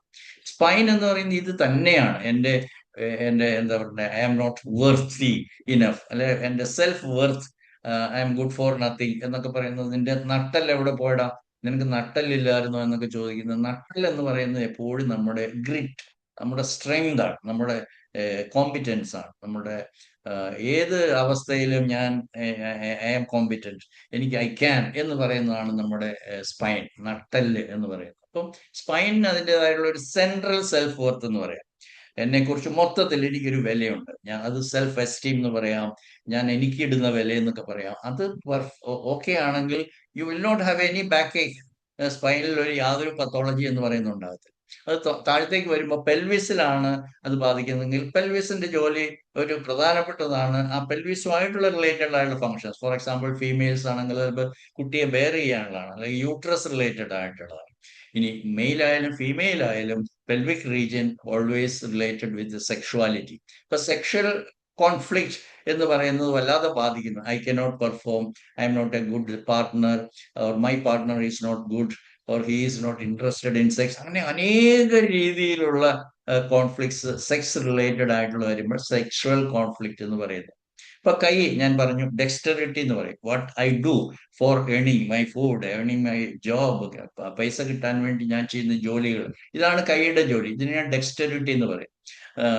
ഫീറ്റ്, നമ്മുടെ പാദം എന്ന് പറയുന്നത് മുന്നോട്ടുള്ള മൂവ്മെന്റിനെ കുറിച്ചുള്ളതാണ്. അപ്പൊ അങ്ങനെ ഏത് ശരീരഭാഗത്ത് ഉള്ള ജോയിന്റ് ആയാലും അസ്ഥി ആയാലും അത് എന്ത് ജോലിയാണ് ചെയ്യുന്നത്, അല്ലെ ഏത് ഫങ്ഷനാണ് അത് ചെയ്യുന്നത് എന്നുള്ളതിനെ ആശ്രയിച്ചിട്ട് അതിനെ ബാധിക്കുന്ന കോൺഫ്ലിക്റ്റും നമുക്ക് മനസ്സിലാക്കാൻ വളരെ എളുപ്പമാണ്. ഇനി നമ്മൾ ഓരോ പ്രോഗ്രാമിലും ഒരുപാട്, ഞാൻ നേരത്തെ പറഞ്ഞു, ഓരോ പ്രോഗ്രാമിനും കോൺഫ്ലിക്റ്റ് ആക്റ്റീവ് ഫേസ് ഉണ്ട്, കോൺഫ്ലിക്റ്റ് ഹീലിംഗ് ഫേസ് ഉണ്ട്. ഇപ്പോൾ നമ്മൾ കോൺഫ്ലിക്റ്റ് ആക്റ്റീവ് ഫേസ്, അത് ഞാൻ പല പ്രാവശ്യം പറഞ്ഞതാണ്. Because it is originating from the ന്യൂമീസോടെ, controlled by the cerebral medulla. അതുകൊണ്ട് തന്നെ during conflict activity there will be bone destruction, അല്ലെങ്കിൽ ഡീകാൽസിഫിക്കേഷൻ എന്ന് നമുക്ക് പറയാം, അല്ലെങ്കിൽ ഓസ്റ്റിയോപോറോസിസ് എന്ന് പറയാം, ഓസ്റ്റിയോലൈസിസ് എന്ന് പറയാം, പല പേരുകളിൽ അറിയപ്പെടും. അതിന്റെ മീനിങ് ഒക്കെ ചെറിയ ചെറിയ വ്യത്യാസമുള്ളൂ, എല്ലാം ഒന്ന് തന്നെയാണ്. അവിടെ ടിഷ്യൂ ഏതാണ്, ഇവിടുത്തെ ടിഷ്യൂ ബോൺ, അവിടെ ഡിപ്ലീഷൻ നടക്കുന്നു, അല്ലെങ്കിൽ ക്രാക്കഡ് ആവുന്നു, അല്ലെങ്കിൽ ഡിസ്ട്രോയിഡ് ആവുന്നു. അതാണ് അതിന്റെ ഡ്യൂറിങ് ദി കോൺഫ്ലിക്റ്റ് ആക്ടിവിറ്റി ഫേസിൽ സംഭവിക്കുന്നത്. അപ്പോൾ ഇത് നമ്മൾ അറിയാതെ പോകുന്ന ഒരു കാര്യമാണ്, അറിയാതെ പോകുന്ന കാര്യമാണ്. എന്ന് പറഞ്ഞു കഴിഞ്ഞാൽ എല്ലിന് തേയ്മാനം വന്ന് നമ്മൾ അറിയണമെന്നേ ഇല്ല, അത് കുറച്ച് കഴിയുമ്പോഴായിരിക്കും നമ്മൾ അറിയുന്നത്. ഈ കഴിഞ്ഞ ദിവസം എനിക്ക് ഒരു പേഷ്യന്റ്, വളരെ ദൂരെ നിന്ന്, എനിക്ക് തോന്നുന്നു പഞ്ചാബിൽ നിന്നാണെന്ന് തോന്നുന്നു. ആ പേഷ്യന്റിന് 10-18 വർഷമായി കല്യാണം കഴിച്ചിട്ട്, ആദ്യം ബന്ധം ഗർഭിണിയായി, 3-ാം മാസത്തോ 4-ാം മാസം അബോർട്ട് ചെയ്തു, പിന്നെ ഗർഭിണിയായിട്ടില്ല. അതോടുകൂടി ഭർത്താവും ഇവരും തമ്മിലുള്ള റിലേഷൻഷിപ്പ് വളരെ മോശമായി. എന്നും ഹ്യൂമിലിയേറ്റഡ് ആവുകയാണ് ചെയ്യുന്നത്. നിനക്ക് ഗർഭിണിയാകാൻ പറ്റത്തില്ലെന്ന് പറഞ്ഞു. എന്നിട്ട് അത് കോമ്പൻസേറ്റ് ചെയ്യാനായിട്ട് അഡോപ്റ്റ് ചെയ്തു. അത് കഴിഞ്ഞിട്ട് എന്നെ വിളിക്കുന്ന സമയത്ത് അവര് ഹോസ്പിറ്റലിലാണ്, അവര് എല്ല് പൊട്ടിയിട്ടാണ്. അപ്പൊ അവര് ഒരു പ്രാവശ്യം വീണപ്പോഴാണ് അറിയുന്നത്, അവരുടെ ഹോൾ ബോഡി എക്സ്റേ എടുത്തപ്പോഴാണ് അറിയുന്നത് ഒരു എല്ലിനും അതിൻ്റെതായ ഷേപ്പ് പോലുമില്ല. എന്ന് പറഞ്ഞാൽ ബോൺമാരൊക്കെ വളരെ ശുഷ്കിച്ച് അതിന്റെ ബോൺ സ്ട്രക്ചർ, ടെക്സ്ചർ ഒക്കെ കംപ്ലീറ്റ്ലി ഡിസ്ട്രോയിഡ് ആണ്. അപ്പൊ ഡോക്ടറോട് മാത്രം ഒരു കാര്യം പറയാം, എന്നെ ഹസ്ബൻഡ് പുഷ് ചെയ്ത് താഴെ ഇട്ടതാണ്, അതുകൊണ്ടാണ് എല്ല് പൊട്ടിയത്. പെൽവിക് ബോണില് ഇസ്കിയം, അല്ല ഇസ്കിയമാണോ കോക്കിക്സ് ആണോ, അതെല്ലാം ബ്രേക്ക് ചെയ്തിട്ടാണ് ഹോസ്പിറ്റലിൽ നിന്ന് അഡ്മിറ്റ് ആയിട്ടെന്നാണ് എന്നെ വിളിക്കുന്നത്. അപ്പൊ എന്താണ്? Self devaluation to the core ആണ്. അപ്പൊ എല്ലാ ബോൺസിലും അത് ബാധിച്ചു. അപ്പൊ ജനറലൈസ്ഡ് ആയിട്ടുള്ള സെൽഫ് ഡീവാലുവേഷൻ കോൺഫ്ലിക്റ്റ് ആണ് എന്ന് മനസ്സിലാക്കും. പക്ഷെ ആ ഉന്തി തള്ളി ആശുപത്രിയിൽ വീണ് എല്ലൊടിഞ്ഞ് ആശുപത്രിയിൽ ആകുന്നവരെ ആ രോഗി അറിഞ്ഞിട്ടില്ലെന്ന് പറയുമ്പോൾ അതിന് മനസ്സിലായല്ലോ. So during conflict activity it is not giving any pain. അതുകൊണ്ട് പെയിൻലെസ് ആയതുകൊണ്ട് നമ്മൾ അറിയുന്നില്ല. പക്ഷെ അസ്ഥികളെല്ലാം വളരെ വീക്കായിരിക്കും. ഈ ഒരു ആസ്പെക്ട് മനസ്സിലാകാതെയാണ് ബോൺ ഡെൻസിറ്റിവിറ്റി ടെസ്റ്റ് എന്നൊക്കെ പറഞ്ഞ് വലിയ കച്ചവടം നടക്കുന്നത്. അതിനെക്കുറിച്ചൊക്കെ പറഞ്ഞാൽ ഒത്തിരി പറയേണ്ടതായിട്ട്. ഇനി ഇതിന്റെ കൂടെ പഠിക്കേണ്ട ഒരു പ്രധാനപ്പെട്ട കാര്യം ബ്ലഡ് ചേഞ്ചസ് ആണ്. ബ്ലഡിൽ ചില പ്രധാനപ്പെട്ട മാറ്റങ്ങൾ സംഭവിക്കുന്നു എന്നുള്ളത് നമ്മൾ കാണാതെ പോകരുത്. വളരെ വളരെ പ്രധാനപ്പെട്ട കാര്യമാണ്. എന്താണ് സംഭവിക്കുന്നത്? നേരത്തെ പറഞ്ഞ ബോണിന്റെ കാര്യം പറഞ്ഞ പോലെ തന്നെ ആ ബോണിന്റെ ഇന്റേണൽ മാരോ, അവിടെയാണ് ഞാൻ പറഞ്ഞു എല്ലാ ബ്ലഡ് സെൽസും പ്രിപ്പയർ ചെയ്യുന്നത്, അല്ലെങ്കിൽ ക്രിയേറ്റ് ചെയ്യുന്നത്, പ്രൊഡ്യൂസ് ചെയ്യുന്നത്. അപ്പോൾ റെഡ് സെൽസ് ആയാലും വൈറ്റ് സെൽസ് ആയാലും എറിത്രോസൈറ്റ്സ് ആയാലും സോറി നമ്മുടെ ത്രോംബോസൈറ്റ്സ് ആണെങ്കിലും ഇതെല്ലാം നിർമ്മിക്കപ്പെടുന്ന സ്ഥലമാണ്. അതുകൊണ്ട് എന്താണ് പാൻസൈറ്റോപീനിയ എന്നൊക്കെ നമുക്ക് വേണമെങ്കിൽ പറയാം. എല്ലാ ബ്ലഡ് സെൽസും പ്രൊഡ്യൂസ് ചെയ്യുന്നതിന്റെ തോത് വളരെ കുറവായിരിക്കും. എന്ന് പറഞ്ഞാൽ വേറൊരു രീതി പറഞ്ഞാൽ ബോൺ മാരോ സപ്രഷൻ എന്ന് നമുക്ക് പറയാം. അപ്പൊ ബോൺ മാരോയുടെ ഫങ്ഷൻ ഇല്ല എന്ന് പറഞ്ഞാൽ അവിടെ മിനറലൈസേഷൻ നടക്കുന്നില്ല. Bone blow osteocytes form ചെയ്യുന്നില്ല. എല്ലാം ഒരുവിധം ഓസ്റ്റിയോ ബ്ലാസ്റ്റിന്റെ ഫോർമേഷൻ ആയിട്ടായിരിക്കും ഉണ്ടാകും. ഇത് ചില പത്തോളജി അല്ല, ഇത് ചില ക്ലിനിക്കൽ കണ്ടീഷൻസ് ഉണ്ടാകുന്നു. അതാണ് നമ്മുടെ അനീമിയ എന്നത്. അപ്പൊ അനീമിയ എന്ന് പറഞ്ഞു കഴിഞ്ഞാൽ ഓർത്തോളുക, അത് സെൽഫ് ഡീവാലുവേഷൻ കോൺഫ്ലിക്റ്റ് ആണ്. എന്തുകൊണ്ടാണ്? ബ്ലഡ് സെൽസ് പ്രൊഡ്യൂസ് ചെയ്യുന്ന ബോൺമാരോയിലാണ്. അപ്പൊ ബോൺമാരോ ആവശ്യത്തിനുള്ള ബ്ലഡ് സെൽസ് പ്രൊഡ്യൂസ് ചെയ്യുന്നില്ലെങ്കിൽ അതിന്റെ അർത്ഥം ആ വ്യക്തിക്ക് സെൽഫ് ഡീവാലുവേഷൻ ഉണ്ടെന്നാണ്. ഇതിന്റെ കൂടെ ഞാൻ ഓർത്തു പോകുന്ന ഒരു കാര്യം, അത് അടുത്തതിൽ പറയാം. വൈറ്റ് സെൽസ്, ഇപ്പൊ നമ്മൾ പറയും ലൂക്കോപീനിയ അല്ലെങ്കിൽ വൈറ്റ് സെൽസ് കുറവാണ്, അതുകൊണ്ട് എന്താണ് അയാളുടെ ഫാഗോസൈറ്റോപീനിയ അല്ലെങ്കിൽ ഫാഗോസൈറ്റിക് ആക്ടിവിറ്റി റെഡ്യൂസ് ചെയ്യുന്നു. അതുകൊണ്ട് പ്രൊട്ടക്ഷൻ നടക്കുന്നില്ല, ഡിഫൻസ് മെക്കാനിസം പൂറാണ്. അതുകൊണ്ട് ബാക്ടീരിയൽ ഇൻവേഷൻ അല്ലെങ്കിൽ മൈക്രോബിയൽ ഇൻവേഷൻ കൂടുതലായിട്ട് നടക്കും. ഇങ്ങനെയൊക്കെയുള്ള തെറ്റായിട്ടുള്ള ധാരണകളാണ് നടക്കുന്നത്. ഇതിന്റെ എല്ലാം മൈൻഡിനുള്ള റിലേഷൻഷിപ്പ് നമ്മൾ പഠിക്കുന്നില്ല, അല്ലെങ്കിൽ നമ്മളെ പഠിപ്പിക്കുന്നില്ല. അത് പഠിച്ചിരിക്കേണ്ടത് നിങ്ങളുടെ കടമയാണ്. കാരണം നമ്മുടെ അടുത്തൊരു രോഗി വരുമ്പോഴത്തേക്കും വൈറ്റ് സെൽസ് കുറവാണ്, RBC കുറവാണ്. അപ്പൊ അത് എവിടെയാണ്? അല്ലെങ്കിൽ ഇത് പ്ലേറ്റ്ലെറ്റ്സ് കുറവാണ്. നമ്മൾ പറയാം ഡെങ്കു ഫീവറിലൊക്കെ പ്ലേറ്റ്ലെറ്റ്സ് അയ്യോ ഇത് it came down to 30,000, 20,000, 10,000 even എന്നൊക്കെ പറയാം. ഇത് ലാക്സ് ആയിട്ട് വരേണ്ടത് തൗസൻഡിലേക്ക് വരുമ്പോൾ നമ്മൾ എന്താ പറയാ? അയ്യോ ഡെങ്കു ഡെങ്കു ഒരു കൊതുക് കടിച്ചു, കൊതുക് ഇങ്ങനെ കുത്തിയത് കൊണ്ട് നമ്മുടെ ശരീരത്തിൽ വൈറസ് അങ്ങ് പകർന്നു, എന്നിട്ട് പനി പിടിച്ചതോടുകൂടി നമ്മുടെ പ്ലേറ്റ്ലെറ്റ്സ് കൗണ്ട് ഡൗൺ ആയി. ഇതൊക്കെ നമ്മൾ പഠിച്ചു വെച്ചിരിക്കുന്ന വിഡ്ഢിത്തരങ്ങളുടെ വിഡ്ഢിത്തരങ്ങളാണ് സുഹൃത്തുക്കളെ. അതുകൊണ്ട് ദയവേത് യഥാർത്ഥത്തിൽ എന്താണ് ഇപ്പോൾ ചിലപ്പോൾ ഇന്ന് പനി പിടിച്ച കുട്ടിക്ക് നാളെ പരീക്ഷയ്ക്ക് എഴുതാൻ പോകാൻ പറ്റത്തില്ലല്ലോ എന്നുള്ളതായിരിക്കും അവന്റെ സെൽഫ് ഡീവാലുവേഷൻ. അതുകൊണ്ടായിരിക്കും. അല്ലാതെ കൊതുക് കടിക്കുന്നതും ഡെങ്കു വൈറസ് അങ്ങനെ സ്പ്രെഡ് ചെയ്യുന്നതുമായിട്ട് ഒരു ബന്ധമില്ല. അത് കാഷ്വലായിട്ട് പറഞ്ഞു പോകുന്നതാണ്. ഇങ്ങനെ പറയുമ്പോൾ നമ്മൾ ഓരോ രോഗത്തെക്കുറിച്ചും കൂടുതലായിട്ട് പറയേണ്ടതായിട്ട്. അപ്പോ നമ്മളിവിടെ പഠിക്കുന്ന ഓസ്റ്റിയോപൊറോസിസ് അല്ലെ ഓസ്റ്റിയോലൈസിസ്, അസ്ഥി തേയ്മാനം എന്നൊക്കെ പറയുന്ന കാര്യമാണ്. ഇത് ചില കേസുകളിൽ ക്രോണിക് ആയിരിക്കും. എന്തുകൊണ്ട്? അയ്യോ ഞാൻ ഭയങ്കര തടിയുള്ള ആളല്ലേ, അതുകൊണ്ട് അസ്ഥിക്ക് തേയ്മാനമാണെന്ന് ഡോക്ടർ പറഞ്ഞു. പിന്നെ അയാൾക്ക് തിരിച്ചു വരാൻ പറ്റത്തില്ല, കാരണം എല്ലിന് മുഴുവൻ തേയ്മാനമാണ്. പിന്നെ എന്താ ചെയ്യാൻ പറ്റുന്നത്? എല്ല് റിപ്പയർ ചെയ്യണം. റിപ്പയർ ചെയ്യുന്നത് എങ്ങനെയാണ്? ഇതിപ്പോ മേടിക്കാൻ കിട്ടും, നമുക്ക് വേറൊരു എല്ല് ഫിറ്റ് ചെയ്ത് കഴിഞ്ഞാൽ ശരിയാവും. അയാൾ ജീവിതത്തിൽ ഒരിക്കലും ഭംഗിയായിട്ട് നടക്കാൻ പോകുന്നില്ല. ധാരാളം ഓപ്പറേഷൻ ചെയ്ത രോഗികളെ ഞാൻ കണ്ടിട്ടുണ്ട്, പേഷ്യൻ്റ് ആയിട്ടും അല്ലാതെയും ജീവിതത്തിൽ കണ്ടിട്ടുണ്ട്. ചിലരൊക്കെ എത്ര കൂളായിട്ടാണ് ഡോക്ടർ പറഞ്ഞ് എൻ്റെ ഹിപ്പ് ജോയിന്റ് റീപ്ലേസ് ചെയ്യണമെന്ന് പറഞ്ഞു, അതിൻ്റെ അസറ്റാബുലം ഡാമേജ്ഡ് ആണ്, അതുകൊണ്ട് അതിന് ആർട്ടിഫിഷ്യൽ ആയിട്ടൊരു സാധനം കിട്ടും, അത് കിട്ടി ഞാൻ പിന്നെ അങ്ങോട്ട് ഡ്രൈവ് ചെയ്യും. ഭയങ്കര ഒന്നുമില്ല, ഇതൊക്കെ കുറച്ച് നാളത്തേക്ക് നടക്കുന്നതാണ്. അയാളുടെ കുറെ ലക്ഷങ്ങൾ ആശുപത്രി പൊടിച്ചതിന്റെ സന്തോഷത്തിൽ അയാൾ ആരോടും പറയാതെ ജീവിതത്തിന്റെ ബാക്കി ഭാഗം അയാളുടെ സെൽഫ് ഡീവാലുവേഷൻ അവിടെ കിടക്കുകയാണ്. അതോടുകൂടി ഓപ്പറേഷൻ ചെയ്യുന്നതോടുകൂടി അയാളുടെ സെൽഫ് ഡീവാലുവേഷൻ 10 മടങ്ങ് വർദ്ധിക്കുകയാണ്. ഞാനൊരു ഓപ്പറേറ്റ് ചെയ്ത് കമ്പിയിട്ട ഫോറിൻ ബോഡി കൊണ്ടു നടക്കുന്ന ഒരു ജീവിയാണ് ഞാൻ എന്നുള്ള ബോധ്യം അയാളുടെ ഊണിലും ഉറക്കത്തിലും ബാധിക്കുമ്പോൾ അയാൾ വീണ്ടും സെൽഫ് ഡീവാലുവേഷൻ ആണ്. ഇതൊക്കെ പറഞ്ഞാൽ ഒത്തിരി പറയേണ്ടതായിരിക്കും, കൂടുതൽ പറയുന്നില്ല, അതൊക്കെ നിങ്ങളുടേതായുള്ള ബുദ്ധിയിൽ മനസ്സിലാക്കും. അപ്പൊ ക്രോണിക് സെൽഫ് ഡീവാലുവേഷൻ എന്താണെന്ന് ഞാൻ പറഞ്ഞു. കാരണം ഒരു ദിവസം കൊണ്ട് തുടങ്ങിയാലും അത് നീണ്ടു പോകുന്നു മരണം വരെ. കാരണം ഞാൻ തടിയുള്ള പ്രകൃതക്കാരനാണ്, എന്ത് ചെയ്യാനാണ്? നാളെ തടി മാറ്റി വെച്ചിട്ട് മെലിഞ്ഞു വന്നതിന് ശേഷം ഇയാളുടെ എല്ലുകളെ ബലപ്പെടുത്താമെന്ന് വിചാരിക്കണ്ട. ഞാൻ തടിയുള്ള ആളാണെന്ന് ബോധ്യപ്പെട്ട് കഴിഞ്ഞാൽ എൻ്റെ സെൽഫ് ഡീവാലുവേഷൻ ഇല്ല. അതൊക്കെ പോട്ടെ, വലിയ വലിയ ടോപ്പിക്കാണ്. പിന്നെ ജനറലൈസ്ഡ് ഓസ്റ്റിയോലൈസിസ്, അതെന്താണ്? എല്ലാ ജോയിന്റ്സിലും ഓസ്റ്റിയോപൊറോസിസ് അല്ലെ ഓസ്റ്റിയോലൈസിസ് നടക്കുന്നുണ്ട്, ജനറലൈസ്. അപ്പൊ എന്താണ്? ടോപ്പിക് അല്ലെങ്കിൽ കോൺഫ്ലിക്റ്റ് വളരെ ജനറലൈസ്ഡ് ആണെന്നാണ് അതിന്റെ അർത്ഥം. അതല്ലാതെ കാൽഷ്യം കുറഞ്ഞു പോയി, അതുകൊണ്ട് കാൽഷ്യം ടോണിക് കഴിക്കണം, കാൽഷ്യം ഗുളിക കഴിക്കണം, കാൽഷ്യമുള്ള ഭക്ഷണം അതിന് സെലക്ട് ചെയ്ത് കഴിക്കണം, അവിടെയല്ല പ്രശ്നം സുഹൃത്തുക്കളെ. ഇതെല്ലാം സെൽഫ് ഡീവാലുവേഷൻ മൈൻഡിലാണ് നിങ്ങളുടെ വാല്യൂ കുറഞ്ഞു പോയത്. അല്ലാതെ നിങ്ങൾ എല്ല് കടിച്ചു മുറിച്ച് തിന്നാലോ, മത്സ്യത്തിന്റെ മുള്ള് കഴിച്ചാലോ, പാലും മുട്ടയും കഴിച്ചാലോ, കാൽഷ്യം ഗുളികൾ കഴിച്ചാലോ നിങ്ങളുടെ സെൽഫ് ഡീവാലുവേഷൻ പോകത്തില്ല. അത് കൂടിക്കൊണ്ടിരിക്കും. കാരണം ഓരോ പ്രാവശ്യം നിങ്ങൾ ഗുളിക കഴിക്കുമ്പോൾ നിങ്ങൾ നിങ്ങളോട് തന്നെ പറയുകയാണ്, ഞാനൊരു യൂസ്ലെസ് ആണ്, എനിക്ക് ആരോഗ്യം പോയി, എൻ്റെ എല്ല് തേയ്മാനമായി എന്നൊക്കെ പറയുമ്പോൾ നിങ്ങളുടെ വാല്യൂ പിന്നെയും പിന്നെയും പിന്നെയും നിങ്ങൾ ഡൗൺ ആവുകയാണ് ചെയ്യുന്നത്. കൂടുതൽ പറയുന്നില്ല. ഇനി ബോൺ ക്യാൻസർ എന്താണെന്നുള്ളത്, ഡോക്ടർ ഹാമർ ഒരിക്കലും ക്യാൻസറിനെ മറ്റുള്ളവർ മനസ്സിലാക്കുന്ന അല്ലെങ്കിൽ എന്നെ ശ്രവിക്കുന്നവർ മനസ്സിലാക്കുന്ന ഒരു ക്യാൻസറായിട്ട് അവതരിപ്പിച്ചിട്ടില്ല. ക്യാൻസർ എന്ന് പറഞ്ഞാൽ ഒരു പ്രത്യേക ഒരു ഗ്രോത്ത് അല്ലെങ്കിൽ ഒരു ഡിസ്ട്രക്ഷൻ, ഒരു ബിയോണ്ട് എ പർട്ടിക്കുലർ റേഞ്ച്. ആരാണ് ഈ റേഞ്ച് ഫിക്സ് ചെയ്യുന്നത്? കൺവെൻഷണൽ മെഡിസിനിലെ സാറന്മാര്. അവര് പറയുന്ന റേഞ്ചിന് അപ്പുറത്ത് പോയാൽ ക്യാൻസർ ആണ്, ഇപ്പുറത്ത് പോയാൽ അത് ബിനൈനാണ്, അല്ലെ അത് മലിഗ്നന്റ് ആണ്, ബിനൈനാണ്. അങ്ങനെയുള്ള കാര്യങ്ങളൊക്കെയാണ് നമ്മൾ പഠിച്ചു വെച്ചിരിക്കുന്നത്. അങ്ങനെയൊന്നും അല്ല. ക്യാൻസർ എന്ന് പറയുന്ന ഒരു സംഗതി തന്നെ ഇല്ല. അതുകൊണ്ട് ഇതിന് കൊടുക്കുന്ന ഓസ്റ്റിയോസാർക്കോമ അല്ലെങ്കിൽ ഇങ്ങനെയൊക്കെ പറയുന്ന പേരുകൾക്കൊക്കെ അതിൻ്റെതായിട്ടുള്ള അർത്ഥങ്ങൾ നിങ്ങൾ മനസ്സിലാക്കിക്കൊണ്ട് പോകണം. അപ്പൊ പലപ്പോഴും എല്ലാ ക്യാൻസറുകളും മിസ്ഡയഗ്നോസ്ഡ് ആണ്, ശരിയായ രീതിയിലുള്ള ഡയഗ്നോസിസ് അല്ല.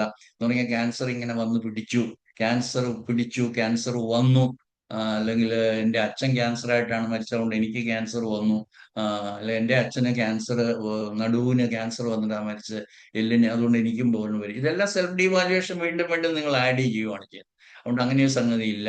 ഇത് ഓസ്റ്റിയോ ലൈസിസ് എന്ന് പറയുന്നത് മിസ് ഡയഗ്നോസ് ചെയ്യുമ്പോഴാണ് നമ്മൾ അതിനെ ബോൺ ക്യാൻസർ എന്ന് പറയുന്നത്. അപ്പോൾ ക്യാൻസർ ഡയഗ്നോസിസ് തന്നെ നമ്മളെ വീണ്ടും വീണ്ടും സെൽഫ് ഡീവാലുവേഷൻ ആക്കി കളയും. അത് ചിലപ്പോൾ എല്ലിലുള്ള ക്യാൻസർ ആകണമെന്നില്ല, ഇത് ബ്രസ്റ്റിലുള്ളതാവാം, യൂട്രസിലുള്ളതാവാം. ആ യൂട്രസിന് സറൗണ്ടിങ് ആയിട്ടുള്ള ബോൺ ടിഷ്യൂവിനെ സെൽഫ് ഡീവാല്യൂഡ് ആക്കും.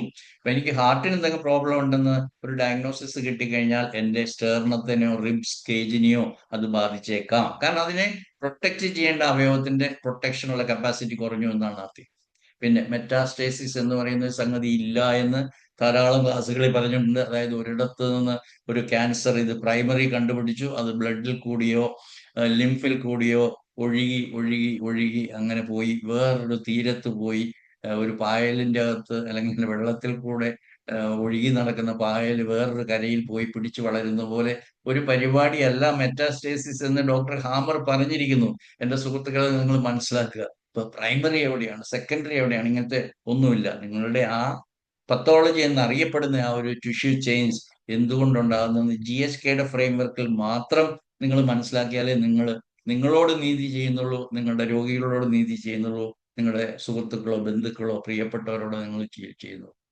ഇനി എന്താണ് healing phase? Very very important. കാരണം ഈ ഹീലിംഗ് ഫേസിലാണ് പലപ്പോഴും പറഞ്ഞിട്ടുള്ളത് കൂടുതൽ ലക്ഷണങ്ങൾ നമ്മൾ കാണുന്നത്. അത് വേദനയായിട്ടും വീക്കമായിട്ടും വണ്ണമായിട്ടും ഒക്കെ നമ്മൾ കാണപ്പെടുന്ന പല പല രോഗങ്ങളും വരുന്നത് ഹീലിംഗ് ഫേസിലാണ്. അപ്പൊ എന്താണ്? ഡീകാൽസിഫൈഡ് ആയിട്ടുള്ള ഓസ്റ്റിയോലൈസിസ് വന്നിട്ടുള്ള ഓസ്റ്റിയോപൊറോസിസ് വന്നിട്ടുള്ളിടത്തെല്ലാം ബോൺ ടിഷ്യൂ റിപ്പയർ ചെയ്യുമ്പോൾ അവിടെ ഡിപ്പോസിറ്റ് ചെയ്യുകയാണ്. അതിനെ നമ്മൾ റീകാൽസിഫിക്കേഷൻ എന്ന് പറയാം. അപ്പൊ ഈ റീകാൽസിഫിക്കേഷൻ, മിനറലൈസേഷൻ എന്ന് പറയുന്ന മിനറൽ ടിഷ്യൂ അവിടെ ഫോം ചെയ്യണമെങ്കിൽ it should happen only in the fluid medium. അതുകൊണ്ട് അവിടെ വെള്ളക്കെട്ടുണ്ടാവണം, വാട്ടർ റിട്ടൻഷൻ ഉണ്ടാവണം. എങ്കിൽ മാത്രമേ ഈ കാൽസിഫിക്കേഷൻ പ്രോസസ് അല്ലെങ്കിൽ റീകാൽസിഫിക്കേഷൻ പ്രോസസ് അല്ലെങ്കിൽ റീമിനറലൈസേഷൻ പ്രോസസ് ഭംഗിയായിട്ട് നടക്കത്തുള്ളൂ. ആ ഫ്ലൂയിഡിനെയാണ് നമ്മൾ വേദന, വണ്ണം, വീക്കം എന്നൊക്കെ പറയാം. അപ്പോൾ ശരിയായ രീതിയിൽ ഒരു ടിഷ്യൂ ഡിസ്ട്രക്ഷൻ കഴിഞ്ഞ് റിപ്പയർ ചെയ്യുന്നിടത്ത് ഉണ്ടാകുന്ന ഒരു ചേഞ്ചസിനാണ് നമ്മൾ കാലസ് ഫോർമേഷൻ എന്ന് പറയുന്നത്. കാലസ് എന്ന് പറഞ്ഞാൽ കല്ല് പോലെ ഉറച്ച ഒരു ബോൺ ടിഷ്യൂ ആണ്. അതിനെയും പിടിച്ച് ക്യാൻസർ ആക്കും. ആ കാലസിനെയും നമ്മൾ ക്യാൻസർ ആക്കാം. അപ്പോൾ വളരെ എസെൻഷ്യൽ ആയിട്ട് നമ്മൾ മനസ്സിലാക്കുക, അവിടെ സ്വെല്ലിംഗ് ഉണ്ടാകും, കാരണം അവിടെ വാട്ടർ റിട്ടൻഷൻ ഉണ്ട്, ഇടിമയുണ്ട്. ഇടിമ എന്ന് പറഞ്ഞാൽ വീണ്ടും വാട്ടർ അക്യുമുലേഷൻ ആണ്. ഇനി വളരെ പ്രധാനപ്പെട്ട സംഗതി ബോൺ പെയിൻസ്. ഒരാൾക്ക് ജനറലൈസ്ഡ് ബോൺ പെയിൻ വരാം, ഒരു ഷോൾഡർ പെയിൻ മാത്രം വരാം, അല്ലെങ്കിൽ ഇവിടെ ടെന്നീസ് എൽബോ എന്ന് പറയുന്ന ബോൺ പെയിൻ വരാം. ഡെക്സ്റ്ററിറ്റി കോൺഫ്ലിക്റ്റ് കൊണ്ട് എൻ്റെ ജോയിന്റ്സ്, ഹാൻഡ്സിന് വേദന വരാം. എല്ലാം സെൽഫ് ഡിവാലുവേഷൻ.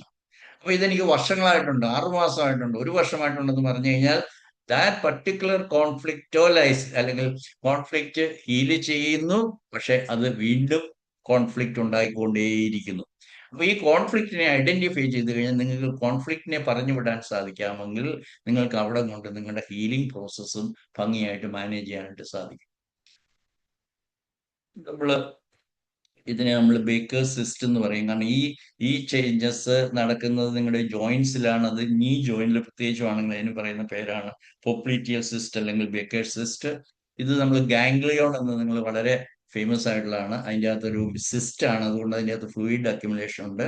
അത് ഈ ജോയിന്റ്സിന്റെ ഇടയ്ക്ക് വരുന്നതാണ്. അപ്പൊ സെൽഫ് ഡിവാലുവേഷൻ ആണ്, ഡെക്സ്റ്ററിറ്റി ആണ്. ഇത്രയും കാര്യങ്ങൾ നിങ്ങൾ മനസ്സിലാക്കുക. ഇതിനെയാണ് ബോൺ സിൻഡ്രോം എന്ന് പറയുന്നത്. ഈ ബോൺ സിൻഡ്രോമിലെ 2 പ്രോഗ്രാം സൈമൾട്ടേനിയസ് ആയിട്ട് നടക്കുന്നുണ്ട്. ഒന്ന് പെരിയോസ്റ്റിയം പ്രോഗ്രാം ആണ്, ഒന്ന് ബോൺ പ്രോഗ്രാം ആണ്.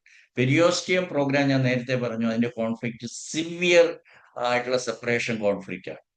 ബോൺ പ്രോഗ്രാം വീണ്ടും സെൽഫ് ഡിവാലുവേഷൻ. അപ്പൊ ബോൺ പ്രോഗ്രാമിന്റെ റീകാൽസിഫിക്കേഷൻ ഉണ്ടാകുന്ന വേദനകളും നീരും വണ്ണവും വേദനയെല്ലാവും ഇതിന്റെ ഡ്യൂറിങ് ദി കോൺഫ്ലിക്റ്റ് ആക്ടിവിറ്റിയിൽ ഉണ്ടാകുന്ന ഡിസ്ട്രക്ഷൻ പ്രോസസ്സും രണ്ടും കൂടെ സൈമൾട്ടേനിയസ് ആയിട്ട് നടക്കുമ്പോഴാണ് സാധാരണ നമ്മളതിനെ ബോൺ സിൻഡ്രോം എന്ന് പറയുന്നത്. അപ്പൊ ബോൺ ഒരു വശത്ത് ഹീല് ചെയ്യുന്നു, വെള്ളം കെട്ടുവരുന്നു. പിന്നെ മാസീവ് സ്വെല്ലിങ്, കാരണം ഒരു ചെറിയ ഏരിയയിലല്ല, അത് രണ്ടും കൂടെ വരുമ്പോഴത്തേക്കും വളരെ ബിഗ് ഏരിയ. അവിടുത്തെ വേദനയും വളരെ സിവിയറാണ്. അപ്പോൾ അത്രയും കാര്യങ്ങൾ നമ്മൾ ഓർക്കുക. അത് സാധാരണ നമ്മൾ റുമാറ്റിക് പെയിൻ എന്നൊക്കെ പറയുമ്പോൾ ആർത്രൈറ്റിസ് എന്നാണ് ഉദ്ദേശിക്കുന്നത്. അതല്ല, GHKയിൽ കുറച്ച് വ്യത്യാസമുണ്ട് എന്ന് നമ്മൾ മനസ്സിലാക്കുക. ഇനി പലപ്പോഴും നമ്മുടെ ജോയിന്റ് പെയിൻസിനും എല്ലാത്തിനും നമ്മൾ ഇത് ഇൻഫെക്ഷൻ എന്നാണ് പറയുക. ഇവിടെ ജോയിന്റ് ഇൻഫെക്ഷൻ വന്നു, അല്ലെങ്കിൽ ബാക്ടീരിയ നമ്മളെ കയറി അറ്റാക്ക് ചെയ്തു. ബാക്ടീരിയൽ പ്രസൻസ് ഉണ്ട് എന്ന് വിചാരിച്ച് they are not the positive organism for the disease. കുറച്ചുകൂടെ സ്പീഡിൽ പോകണം, പതിവ് പോലെ നമ്മൾ സ്ലോ ആയിട്ട് വന്ന് പോകുന്നത്.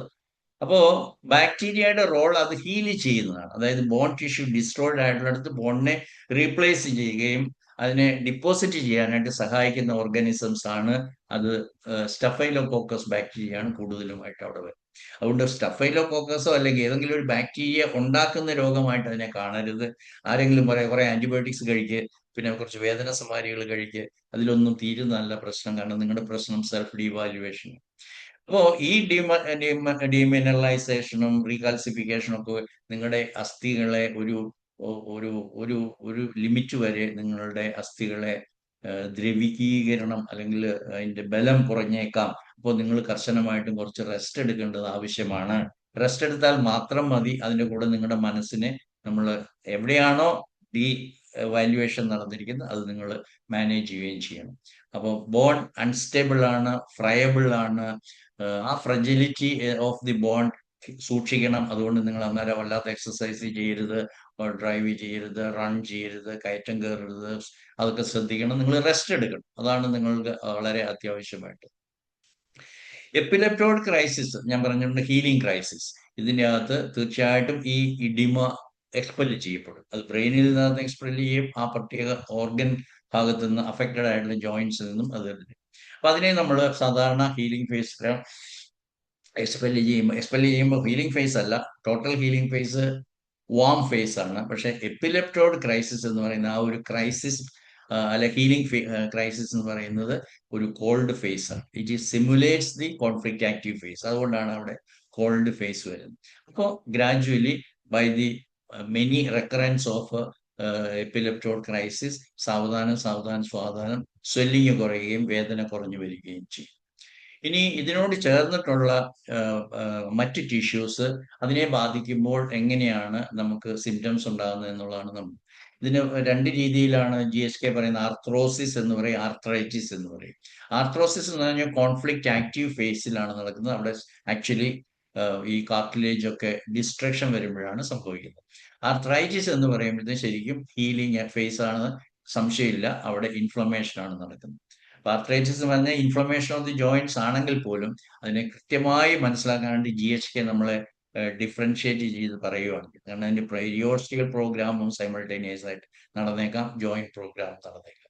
അപ്പൊ ആർത്രൈറ്റിസ് ഫീച്ചേഴ്സ് അല്ലെങ്കിൽ ജോയിന്റ് പെയിൻസിൽ ഉണ്ടാകുന്നത് റെഡ്നെസ് ഉണ്ടാവും, ഹീറ്റ് ഉണ്ടാകും, അവിടെ സ്വെല്ലിങ് വളരെ വളരെ ഇമ്പോർട്ടൻ്റ്. അപ്പോൾ ഏത് ജോയിന്റ്സ് ആണ് അവിടെ വീക്കോ ഉണ്ട്, അല്ലെ ഷോൾഡർ വീക്കോ ഉണ്ട്, റിബിന് വീക്കോ ഉണ്ട്, അല്ലെങ്കിൽ ഏത് ജോയിന്റ്സിനും വണ്ണം, വീക്കം, ചൂട്, ഹീറ്റ്, സ്വെല്ലിങ്, എല്ലാം നിങ്ങൾക്ക് ആ പ്രത്യേക തരത്തിലുണ്ടാവും.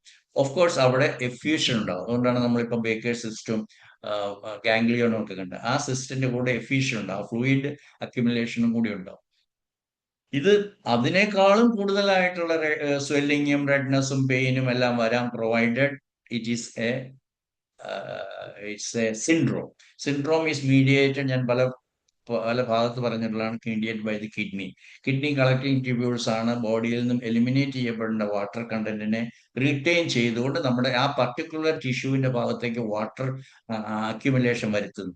അപ്പൊ അതിനെയാണ് നമ്മൾ സിൻഡ്രോം എന്ന് GHKയിൽ പറയും. ഇപ്പൊ ക്രോണിക് ആർത്രൈറ്റിസ് ചിലർക്ക് സ്ഥിരമായിട്ടുള്ള നടുവിന് വേദന തുടങ്ങിയിട്ട് ഇതുവരെ മാറിയിട്ടില്ല, അല്ലെങ്കിൽ എൻ്റെ ഓർമ്മ വെച്ച കാലം മുതൽ എങ്ങനെയൊക്കെ പറയും, പെണ്ണുങ്ങൾ കല്യാണം കഴിച്ചിട്ട് പറയും, ഞാൻ കല്യാണം കഴിച്ച് വന്നപ്പോൾ തുടങ്ങിയതാണ് എൻ്റെ സന്ധികളിൽ മുഴുവൻ വേദന, എത്ര വർഷമായെന്ന് അറിയാമോ എന്നൊക്കെ ചോദിച്ചിട്ട് അവർ പറയും. കാരണം എന്താണ്, അവർക്ക് ഈ വീട്ടിൽ അല്ലെങ്കിൽ ഇവിടുത്തെ സാഹചര്യത്തിൽ സെൽഫ് ഡീവാലുവേഷൻ ആണ് അവരുടെ പ്രശ്നം. അവരുടെ ഇൻകോമ്പറ്റന്റ് ആയിട്ട് തോന്നുന്നു, അല്ലെങ്കിൽ അവരുടെ ഫുൾഫിൽമെന്റ് നടക്കുന്നില്ല, അല്ലെ അവരെ റെക്കഗ്നൈസ് ചെയ്യപ്പെടുന്നില്ല. ഇങ്ങനെ പല കംപ്ലൈന്റ് കൊണ്ടും അവരുടെ മനസ്സിൽ സെൽഫ് ഡീവാലുവേഷൻ അവര് അനുഭവിച്ചുകൊണ്ടേയിരിക്കും. അത് റെക്കർ ചെയ്യും, റിലാക്സ് ചെയ്യും, അല്ലെങ്കിൽ ഹാങ്ങിങ് ആയിരിക്കും, നമ്മൾ ട്രാക്സ് എന്ന് പറയും, പല കാരണങ്ങളും ഇവിടെ ഉണ്ടാവും. ചിലപ്പോൾ ഹസ്ബൻഡ് ആയിരിക്കും ട്രാക്ക്, അല്ലെങ്കിൽ ഒരു പ്രത്യേക മദർലോ ആയിരിക്കും ട്രാക്ക്, അല്ലെങ്കിൽ ഒരു പ്രത്യേക ബിസിനസ് സെറ്റപ്പ് ആയിരിക്കും. എല്ലാം ആൾ എങ്ങനെ എടുക്കുന്നു എന്നുള്ളതിനെ ആശ്രയിച്ചിട്ടാണ് ഇരിക്കും. അപ്പോൾ ഇത് ക്രോണിക് ആണെങ്കിൽ ഒരു സമയം കഴിയുമ്പോഴത്തേക്ക് ഇതുപോലെയുള്ള ഡീഫോർമേഷൻ ആണ്. അത് ചിലപ്പോൾ വലതോട്ടിരിക്കും, ഇടതോട്ടിരിക്കും. ഇതിനൊക്കെ നമ്മൾ ഓസ്റ്റിയോ ആർത്രൈറ്റിസ് എന്ന് പറഞ്ഞിട്ട്, അയ്യോ അത് ഓട്ടോ ഇമ്മ്യൂൺ ഡിസീസ് ആണ്, നിങ്ങളുടെ സെല്ല് നിങ്ങളെ തന്നെ കീഴ്പ്പെടുത്തുന്നു, നിങ്ങളുടെ സെല്ല് നിങ്ങളുടെ സെല്ലിന് തന്നെ ശത്രുവായിട്ട് ആക്ട് ചെയ്യുന്നു എന്നൊക്കെ പറഞ്ഞ് നമ്മൾ ഇതൊക്കെ പഠിച്ചിട്ടുണ്ട്, ഓട്ടോ ഇമ്മ്യൂൺ ഡിസീസ്. നമുക്ക് ചില മെഡിസിന്റെ ഒക്കെ കാഴ്ചപ്പാടിൽ ഓട്ടോ ഇമ്മ്യൂൺ ഡിസീസും അല്ലെ ഓട്ടോ ഇമ്മ്യൂൺ ആസ്പെക്ട്സും സിഫിലിറ്റിക് മ്യാസും ഒക്കെ നമ്മൾ ഹോമിയോപ്പതി ഡോക്ടേഴ്സ് പഠിക്കാറുണ്ട്. പക്ഷെ ഇതിന്റെ അകത്തെല്ലാം ഒരു പ്രത്യേക സീറോ നെഗറ്റീവ്, സീറോ പോസിറ്റീവ് അങ്ങനെയൊന്നും പഠിക്കേണ്ട. You are under self devaluation and you are, ഇപ്പൊ കൈക്കാണ് നിങ്ങൾക്ക് തോന്നണം ഈ ഡെക്സ്റ്ററിറ്റി, നിങ്ങളുടെ ആക്ടിവിറ്റി, നിങ്ങളുടെ കുക്കിംഗ്, നിങ്ങളുടെ ടൈപ്പിംഗ്, അല്ലെങ്കിൽ നിങ്ങളുടെ സ്റ്റിച്ചിങ്, പെയിന്റിങ്, നിങ്ങൾ ചെയ്യുന്ന കൈകൊണ്ട് ചെയ്യുന്ന ജോലി എന്താണോ, അല്ലെങ്കിൽ നിങ്ങൾക്ക് ഭാരമായിട്ടുള്ള ജോലികൾ ചെയ്യേണ്ടതായിട്ട് വരുന്നു, നിങ്ങളുടെ മരുമകൾ വന്നിട്ട് നിങ്ങളെ സഹായിക്കുന്നില്ല, അല്ലെങ്കിൽ നിങ്ങളുടെ ഭർത്താവ് നിങ്ങളെ നിരന്തരമായിട്ട് കുറ്റപ്പെടുത്തുന്നു, നിങ്ങൾ ചെയ്യുന്ന കുക്കിംഗ് ശരിയാകുന്നില്ല, നീ വീട് വൃത്തിയാക്കുന്നില്ല, നീ തുണി അലക്കുന്നത് ശരിയാകുന്നില്ല, പാത്രം വൃത്തിയായിട്ട് സൂക്ഷിക്കുന്നു, ഇങ്ങനെ എപ്പോഴും കുറ്റപ്പെടുത്തുകയും ആ വ്യക്തിയെ കുറിച്ച് തന്നെ സെൽഫ് ഡീവാലുവേഷൻ ആയിട്ട് തോന്നുകയും ചെയ്തു കഴിഞ്ഞാൽ ഇറ്റ് ക്യാൻ കണ്ടിന്യൂ, ക്രോണിക് ആയിട്ടുള്ള കംപ്ലൈൻറ്റ്സ് ആയിട്ട് വരും. അതാണ് റിലാപ്സ് ചെയ്യുന്നതും ഹാങ്ങിങ് ആയിട്ടുള്ളതും ഫൈനലി ഇതുപോലെയുള്ള ജോയിന്റ് ഡിഫോർമിറ്റീസ് വരും. ഞാൻ കാണിച്ച രണ്ട് സിസ്റ്റം, അത് ബേക്കേഴ്സ് സിസ്റ്റായാലും ഗാംഗ്ലിയോൺ സിസ്റ്റായാലും, അതിൻ്റെ അകത്തെല്ലാം ഫ്ലൂയിഡ് അക്യുമുലേറ്റ് ചെയ്യുന്നത് സിൻഡ്രോം ആണ്, അല്ലെങ്കിൽ ഫ്ലൂയിഡ് അക്യുമുലേഷൻ ആണ്. അപ്പോൾ ഓൾറെഡി ഇതവിടെ സൈനോവിയൽ ഫ്ലൂയിഡ് ഉണ്ട് ജോയിന്റ്സിന്റെ എല്ലാം, ഈ ബിറ്റ്വീൻ ജോയിന്റ്സ് അതിന്റെ ഫ്രിക്ഷൻ ഒഴിവാക്കാനായിട്ടാണ് സൈനോവിയൽ ഫ്ലൂയിഡ് ഉള്ളത്. അപ്പൊ ആ സൈനോവിയൽ ഫ്ലൂയിഡിന്റെ അക്യുമുലേഷൻ വളരെ കൂടുതലായിട്ട് വരുന്നു. അതും റിപ്പയറിംഗ് ആണ്, ഹീലിംഗ് ആണ്. പക്ഷെ അതിനെയും നമ്മൾ രോഗം എന്ന് പറഞ്ഞിട്ട് നമ്മൾ ഗാംഗ്ലിയോൺ എന്നൊക്കെ പറഞ്ഞ് ഓപ്പറേഷൻ ചെയ്യണം എന്നൊക്കെ പറഞ്ഞ് അതാണ് കാരണം വേദന, അല്ല, അതല്ല കാരണം, അത് ബോഡിയുടെ അറ്റംപ്റ്റ് ടു റിപ്പയർ ആണ്. പിന്നെ ഈ പറയുകയാണ് ടെൻഡനൈറ്റിസ്, അത് ടെൻഡൻസ് ഓഫ് ദി ജോയിന്റ്സിന്റെ ടെൻഡൻസിന് ഉണ്ടാകുന്ന ഇൻഫ്ലമേഷൻ, അല്ലെങ്കിൽ അത് ഹീലിംഗ് ഫേസ് ആണ്. അല്ലെങ്കിൽ കാൽസിഫിക് ടെൻഡനൈറ്റിസ് എന്ന് പറയും. കാൽസിഫിക്കേഷൻ ക്രോണിക് ആകുമ്പോഴാണ്, റിലാക്സ് ചെയ്യുക വൺ ആഫ്റ്റർ അനദർ, വീണ്ടും വീണ്ടും വീണ്ടും വീണ്ടും വരുമ്പോൾ every tissue that undergoes chronic inflammation there will B deposition of the calcium. അപ്പൊ ആ കാൽഷ്യം ഡിപ്പോസിറ്റ് ഉണ്ടാകുമ്പോഴാണ് നമ്മൾ കാൽസിഫിക് ടെൻഡനൈറ്റിസ് എന്ന് പറയുന്നത്.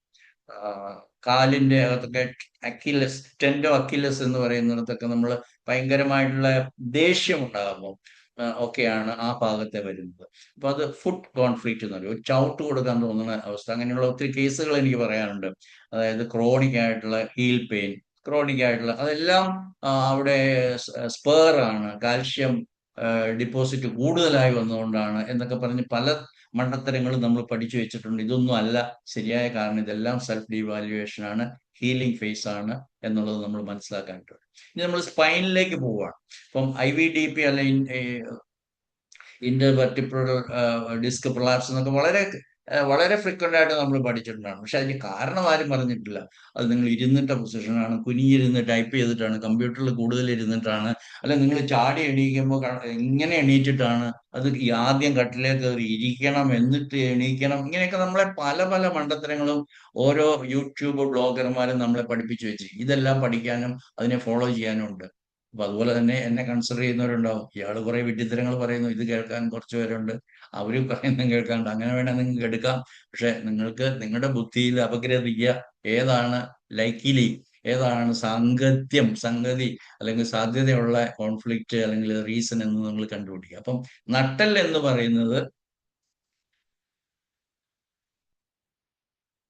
എന്ന് പറയുന്നത് നിങ്ങളുടെ ഗ്രിറ്റ് ആണ്, അല്ലെ നിങ്ങളുടെ സ്ട്രെങ്ത് ആണ്, സെൽഫ് ഡിവാല്യുവേഷൻ. ഇപ്പൊ ഡിസ്ക് പ്രൊലാപ്സ് ചെയ്യുന്നത് തീർച്ചയായിട്ടും അവിടെ നിങ്ങളുടെ ഇന്റർവെർട്ടിബിൾ ഡിസ്കിന്റെ സ്ട്രെങ്ത് കുറഞ്ഞിരിക്കുന്നു. അതെല്ലാം ഇതേ കോൺഫ്ലിക്റ്റ് ആണ്. അതിന്റെ ഫലമായിട്ട് നെർവ് കംപ്രഷൻ വന്നേക്കാം. അത് സയാറ്റിക്ക പോലെയുള്ള കാലിന്റെ ബാക്കിൽ കൂടെ വരുന്ന വേദനകൾ ഉണ്ടാക്കിയേക്കാം. അപ്പോൾ ഹെർണിയേഷൻ വരുന്നു, നെർവ് കംപ്രഷൻ വരുന്നു. അങ്ങനെയാകുമ്പോൾ ഭയങ്കര സിവിയർ പെയിൻഫുൾ ആയിട്ടുള്ള കണ്ടീഷൻസ് ലൈക്ക് സയാറ്റിക്ക വരും. അപ്പൊ സയാറ്റിക്കയിൽ സംഭവിക്കുന്നത് എന്താണ്?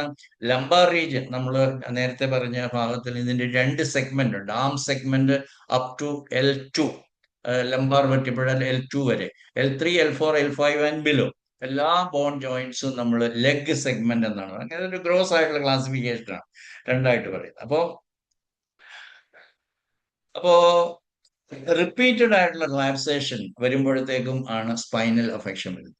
ഇത് ചിലർക്ക് നിങ്ങൾ ഡോക്ടേഴ്സിന് അറിയാവുന്ന കാര്യമാണ്. കൈഫോസിസ്, നമ്മൾ കുനിഞ്ഞു പോവുക, ഇങ്ങനെ കുനിയുക, കൂന് എന്ന് പറയും, കൂന്.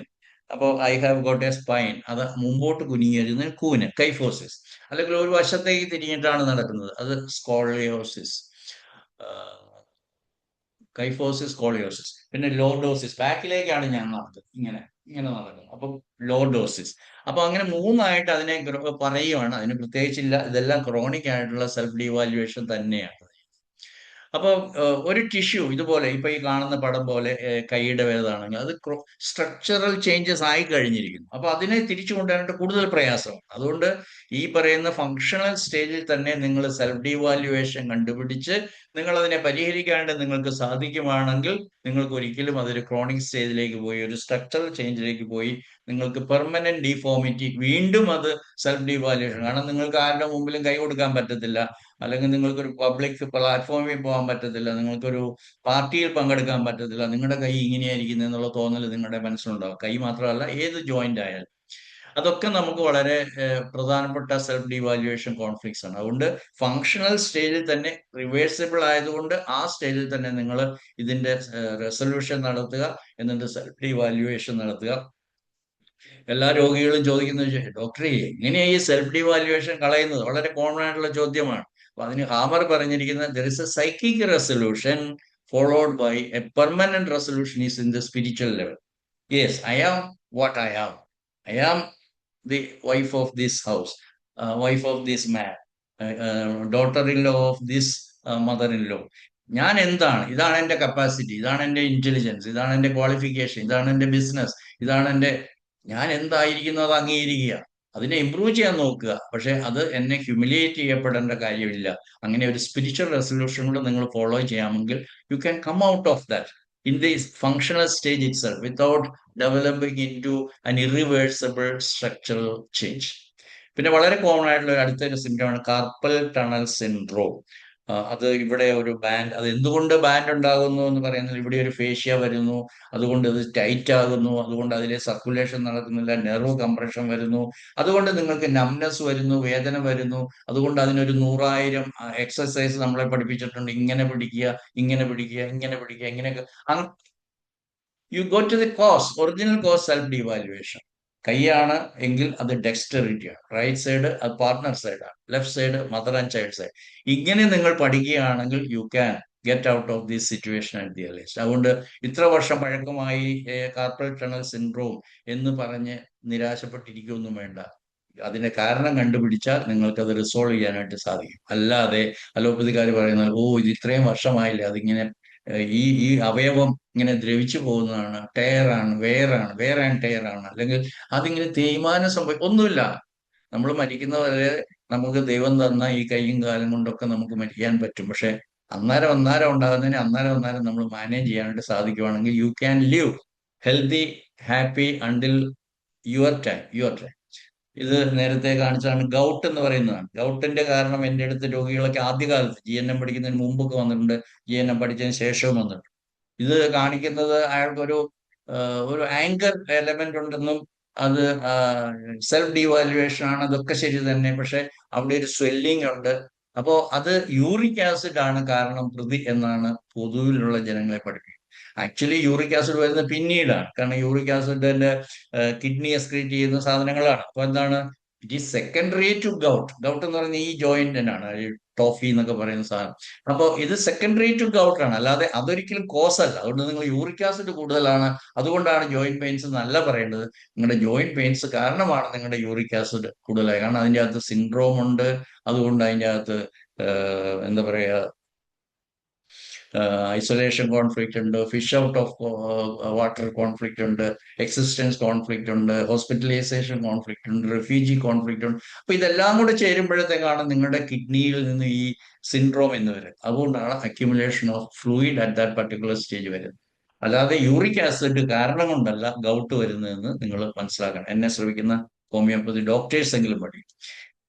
ഹീൽ, സ്പെർ, അത് വളരെ കോമൺ ആയിട്ടുള്ളതാണ്. അതായത് ഹീലിന്റെ അകത്ത് മാത്രമുള്ള വേദന. എക്സ്റേ എടുത്ത് നോക്കുമ്പോഴത്തേക്ക് അവിടെ ഒരു സ്പെർ ഉണ്ട്.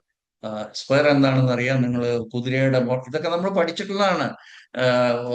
ഓസ്റ്റിയോ എന്താണ്, ഓർത്തോ ഡോക്ടറൊക്കെ വന്നിട്ട് നമുക്ക് സ്പെഷ്യൽ ക്ലാസ് ഒക്കെ എടുക്കുമ്പോഴാണ്, നിങ്ങൾ കാണുന്നില്ല, എക്സ്റേ എടുക്കുമ്പോൾ ആ ഹീൽ കാൽക്കേനിയത്തിന്റെ അടിയിലേക്ക് ഒരു ഇങ്ങനെ എക്സ്റ്റെൻഡഡ് ആയിട്ടുള്ള ഒരു ഹീൽ സ്പേർ നിൽക്കുന്നത്, അതാണ് നിങ്ങളുടെ കാലിന്റെ വേദന. അല്ല, അത് ഹീലിംഗ് ഫേസ് ആണ്. എന്താണ് പ്രശ്നം? നിങ്ങളുടെ സെൽഫ് ഡീവാലുവേഷൻ. എന്തുകൊണ്ടാണ് heel is the strongest bond. നിങ്ങളുടെ ഒരു കിക്ക് കൊടുക്കാനായിട്ട് ഉപയോഗിക്കുന്ന ആണ്. ഒരു പട്ടി ഉറങ്ങിക്കിടക്കുമ്പോൾ, പശു വെറുതെ നിൽക്കുമ്പോൾ, കുട്ടികളൊക്കെ പോയി അതിന്റെ വാലെ പിടിച്ചു, അതിന്റെ അല്ലെങ്കിൽ അകിടിനെ പിടിച്ചു, പശു ഒരൊറ്റ ചവിട്ട് കൊടുക്കും. അതുപോലെ പട്ടി, ഉറങ്ങിക്കിടക്കുന്ന പട്ടിയായാലും പൂച്ചയായാലും അതിന്റെ വാലെ പിടിക്കാനോ അവന്റെ കാലെ പിടിക്കാൻ ഒറ്റ ചവിട്ട് കൊടുക്കും. കാരണം അങ്ങനെയാണ് അനിമൽ. സോ ചിലരിൽ ആ അനിമൽ നേച്ചറുള്ളപ്പോൾ നമുക്കും ചവിട്ട് കൊടുക്കാൻ തോന്നുന്ന രീതിയിലുള്ള ആങ്കറും പ്ലസ് സെൽഫ് ഡിവാലുവേഷൻ കൂടുമ്പോഴാണ് എന്റെ ഇവാലുവേഷനും ഡോക്ടർ ഹാമറിന്റെ ഇവാലുവേഷനും കൂടെ കൂട്ടി ചേർത്ത് ഞാൻ എന്റെ പേഷ്യൻസിനെ മാനേജ് ചെയ്യുന്നത് എങ്ങനെയാണ്. ഇനി അത് ഫേസിലേക്ക് വരുവാണെങ്കിൽ, ഞാൻ പറഞ്ഞിട്ടുണ്ട്, സെൽഫ് ഡിവാലുവേഷൻ തന്നെയാണ്. അതിനെ ട്രൈജെമിനൽ ന്യൂറാൾജി എന്ന് പറഞ്ഞാലും, അല്ലെങ്കിൽ ഫേഷ്യൽ ന്യൂറാൾജി, അല്ലെങ്കിൽ ഫേഷ്യൽ പാഴ്സി എന്ന് പറഞ്ഞാലും, അതെല്ലാം ഐ ലോസ്റ്റ് മൈ ഫേസ്. അപ്പോൾ എന്റെ ഫേസിന്റെ വാല്യൂ കുറഞ്ഞു പോയി, എന്റെ face, I lost my face. അതാണ്. അപ്പൊ self devaluation conflict with regard to facial bones. അത് നെർവ് പെയിൻ ആയിട്ടാണ് അനുഭവപ്പെടുന്നത്. അത് ഹീലിംഗ് ഫേസിലാണ് നടക്കുന്നത് എന്നുള്ളത് മനസ്സിലാക്കുക. പിന്നെ വളരെ കോമൺ ആയിട്ടുള്ള ഒരു രോഗമാണ് റിക്കറ്റ്സ്. എന്താ റിക്കറ്റ്സിന്റെ കാരണം? കാൽഷ്യം ഡെഫിഷ്യൻസി എന്ന് പറയും. ഒന്നുമല്ല, സെൽഫ് ഡീവാലുവേഷൻ ആണ് എന്നുള്ളത് മനസ്സിലാക്കുക. അപ്പൊ നിങ്ങൾ എടുക്കുമ്പോൾ ജോയിന്റ്സിന്റെ എൻഡില് ഇത് കാണിക്കും. ഇത് കണ്ടില്ലേ, നിങ്ങൾ കണ്ടില്ലേ? റിക്കറ്റ്സിന്റെ ലക്ഷണമാണ്.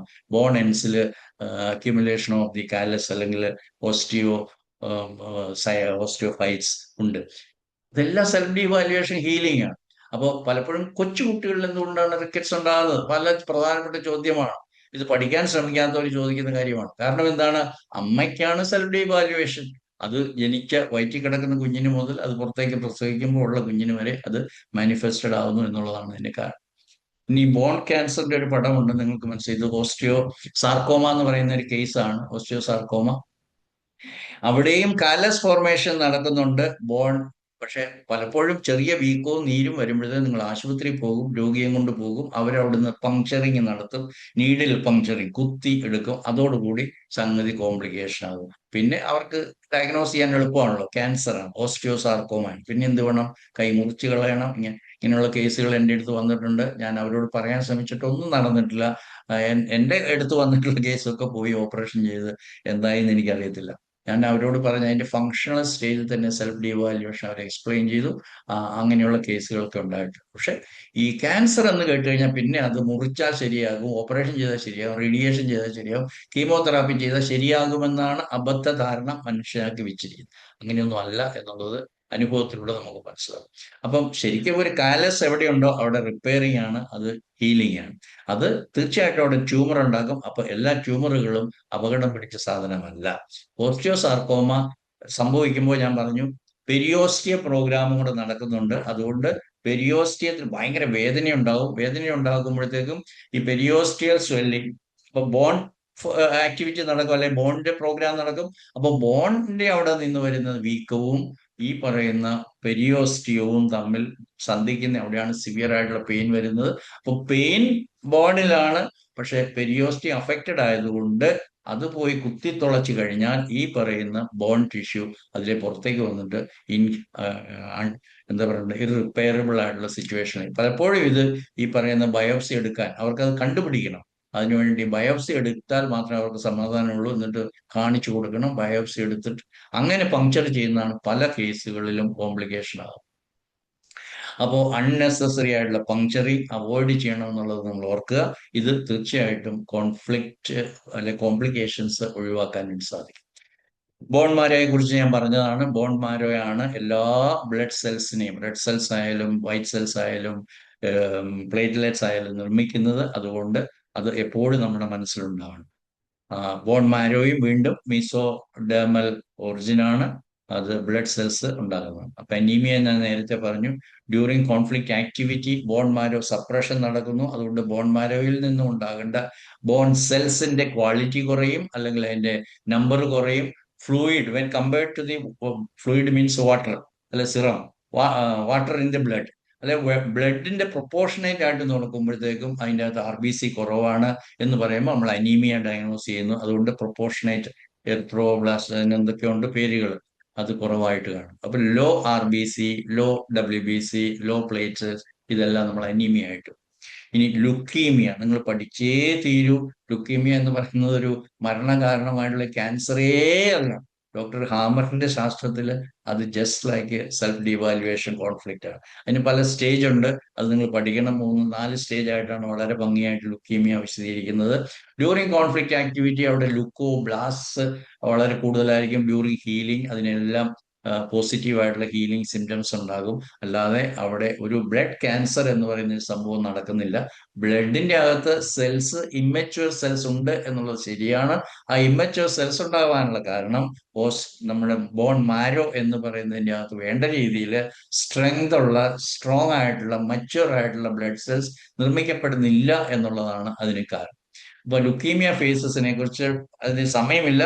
അത് നിങ്ങൾ വളരെയധികം നിങ്ങൾ വായിച്ചേ തീരൂ. അല്ലാതെ നിങ്ങൾ പക്ഷെ ഒരു കാര്യം ഞാൻ പെട്ടെന്ന് മനസ്സിലാക്കി വരുവാണ്. നിങ്ങൾ എവിടെയെങ്കിലും ഒരു ലുക്കീമിയ കേസ് കണ്ടു കഴിഞ്ഞാൽ അവരോട് നിങ്ങൾ പറയുക നിങ്ങൾ ആ കുട്ടിയെ ഇങ്ങോട്ട് കൊണ്ടുപോകാൻ ഞാൻ ശരിയാക്കി തരാമെന്ന് പറഞ്ഞാൽ അവർ വരത്തില്ല. കാരണം അവിടെ ഓൾറെഡി കമ്മിറ്റിയൊക്കെ ഫോം ചെയ്ത് ബ്ലഡ് ക്യാൻസറിന് ചികിത്സിക്കാനായിട്ട് 10-30 ലക്ഷമൊക്കെ സംഘടിപ്പിച്ച്, അല്ലെ 50 ലക്ഷമൊക്കെ സംഘടിപ്പിച്ച് വെച്ചിരിക്കുകയാണ് ആശുപത്രിക്കാർക്ക് കൊടുക്കാനായിട്ട്. ബാക്കി ഞാൻ പറയുന്നില്ല.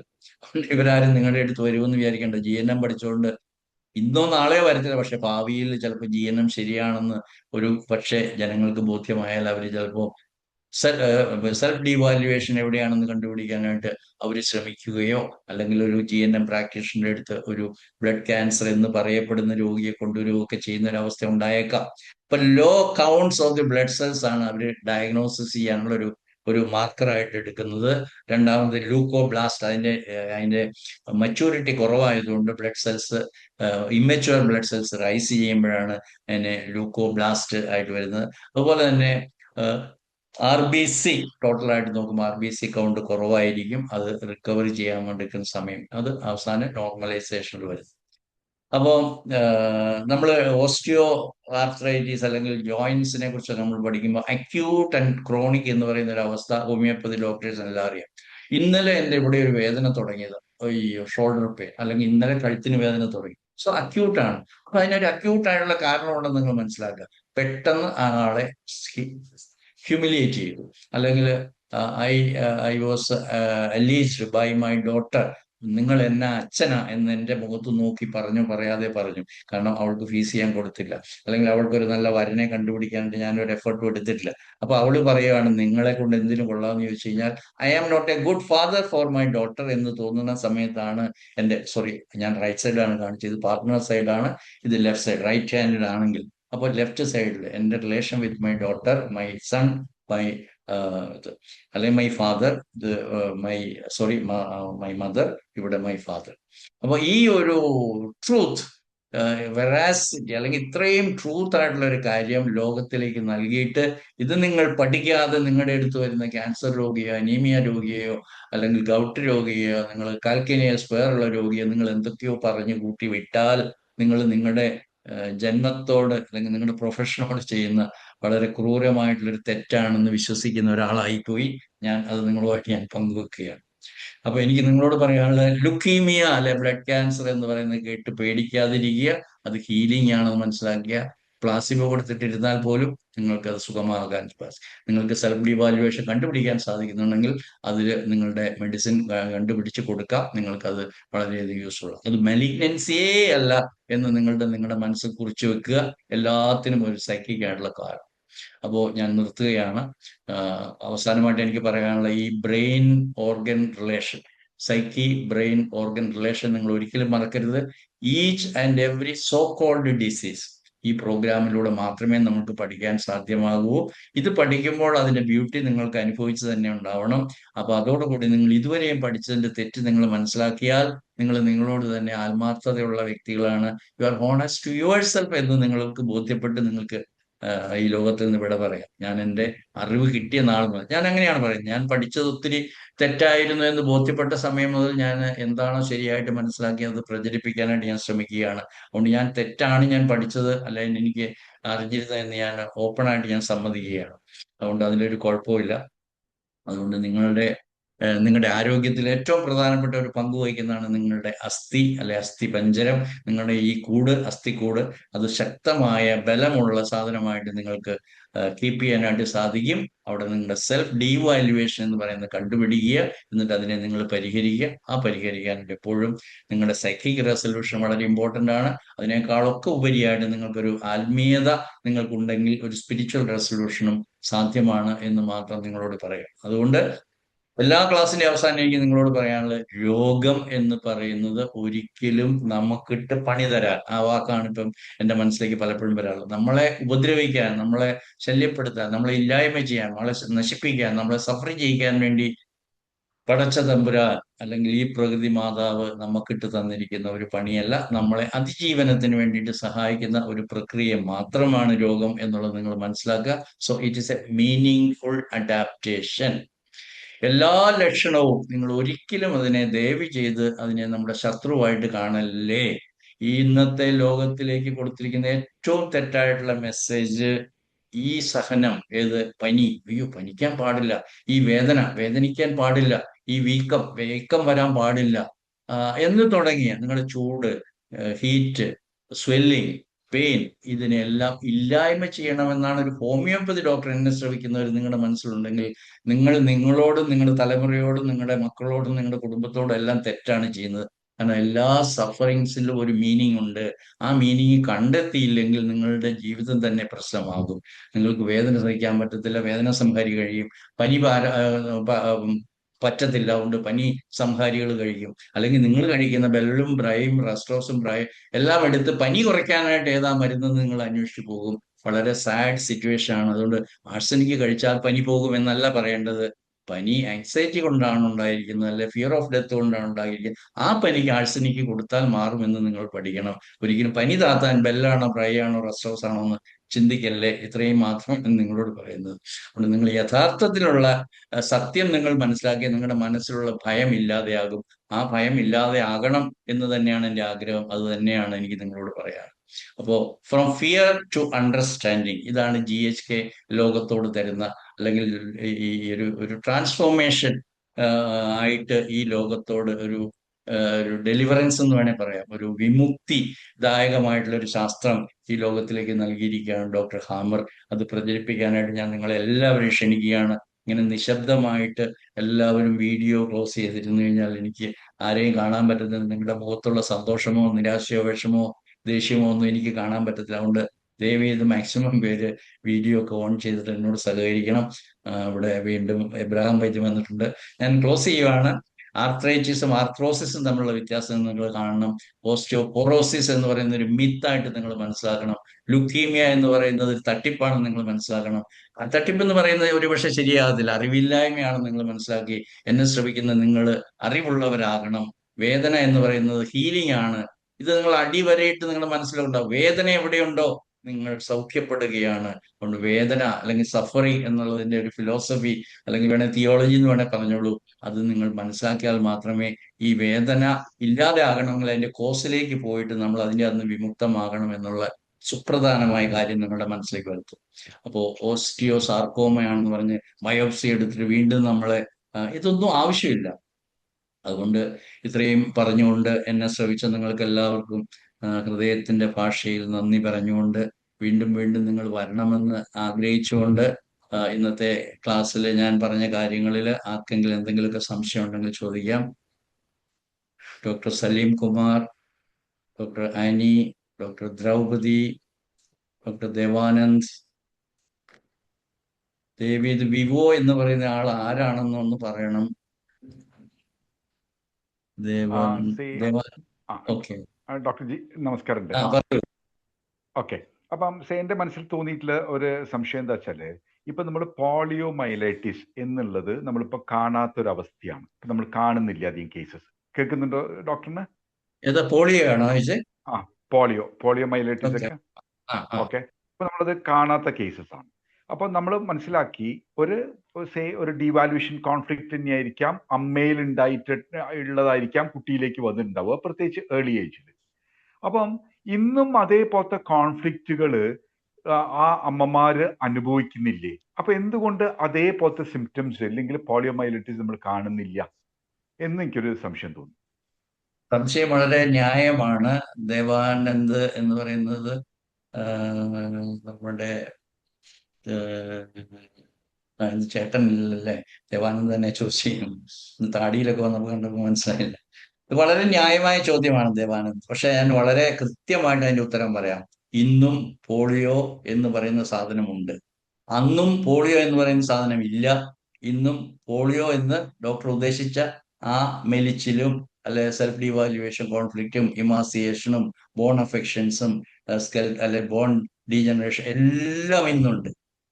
മനസ്സിലായോ? പക്ഷെ ഇന്ത്യ പോലെയുള്ള ഒരു രാജ്യത്തില് പോളിയോ വിമുക്ത ഭാരതത്തില് അങ്ങനെ ഉണ്ടെന്ന് പറഞ്ഞാൽ എന്നെ വേണമെങ്കിൽ ലീഗൽ ചെയ്യാൻ സാധിക്കും.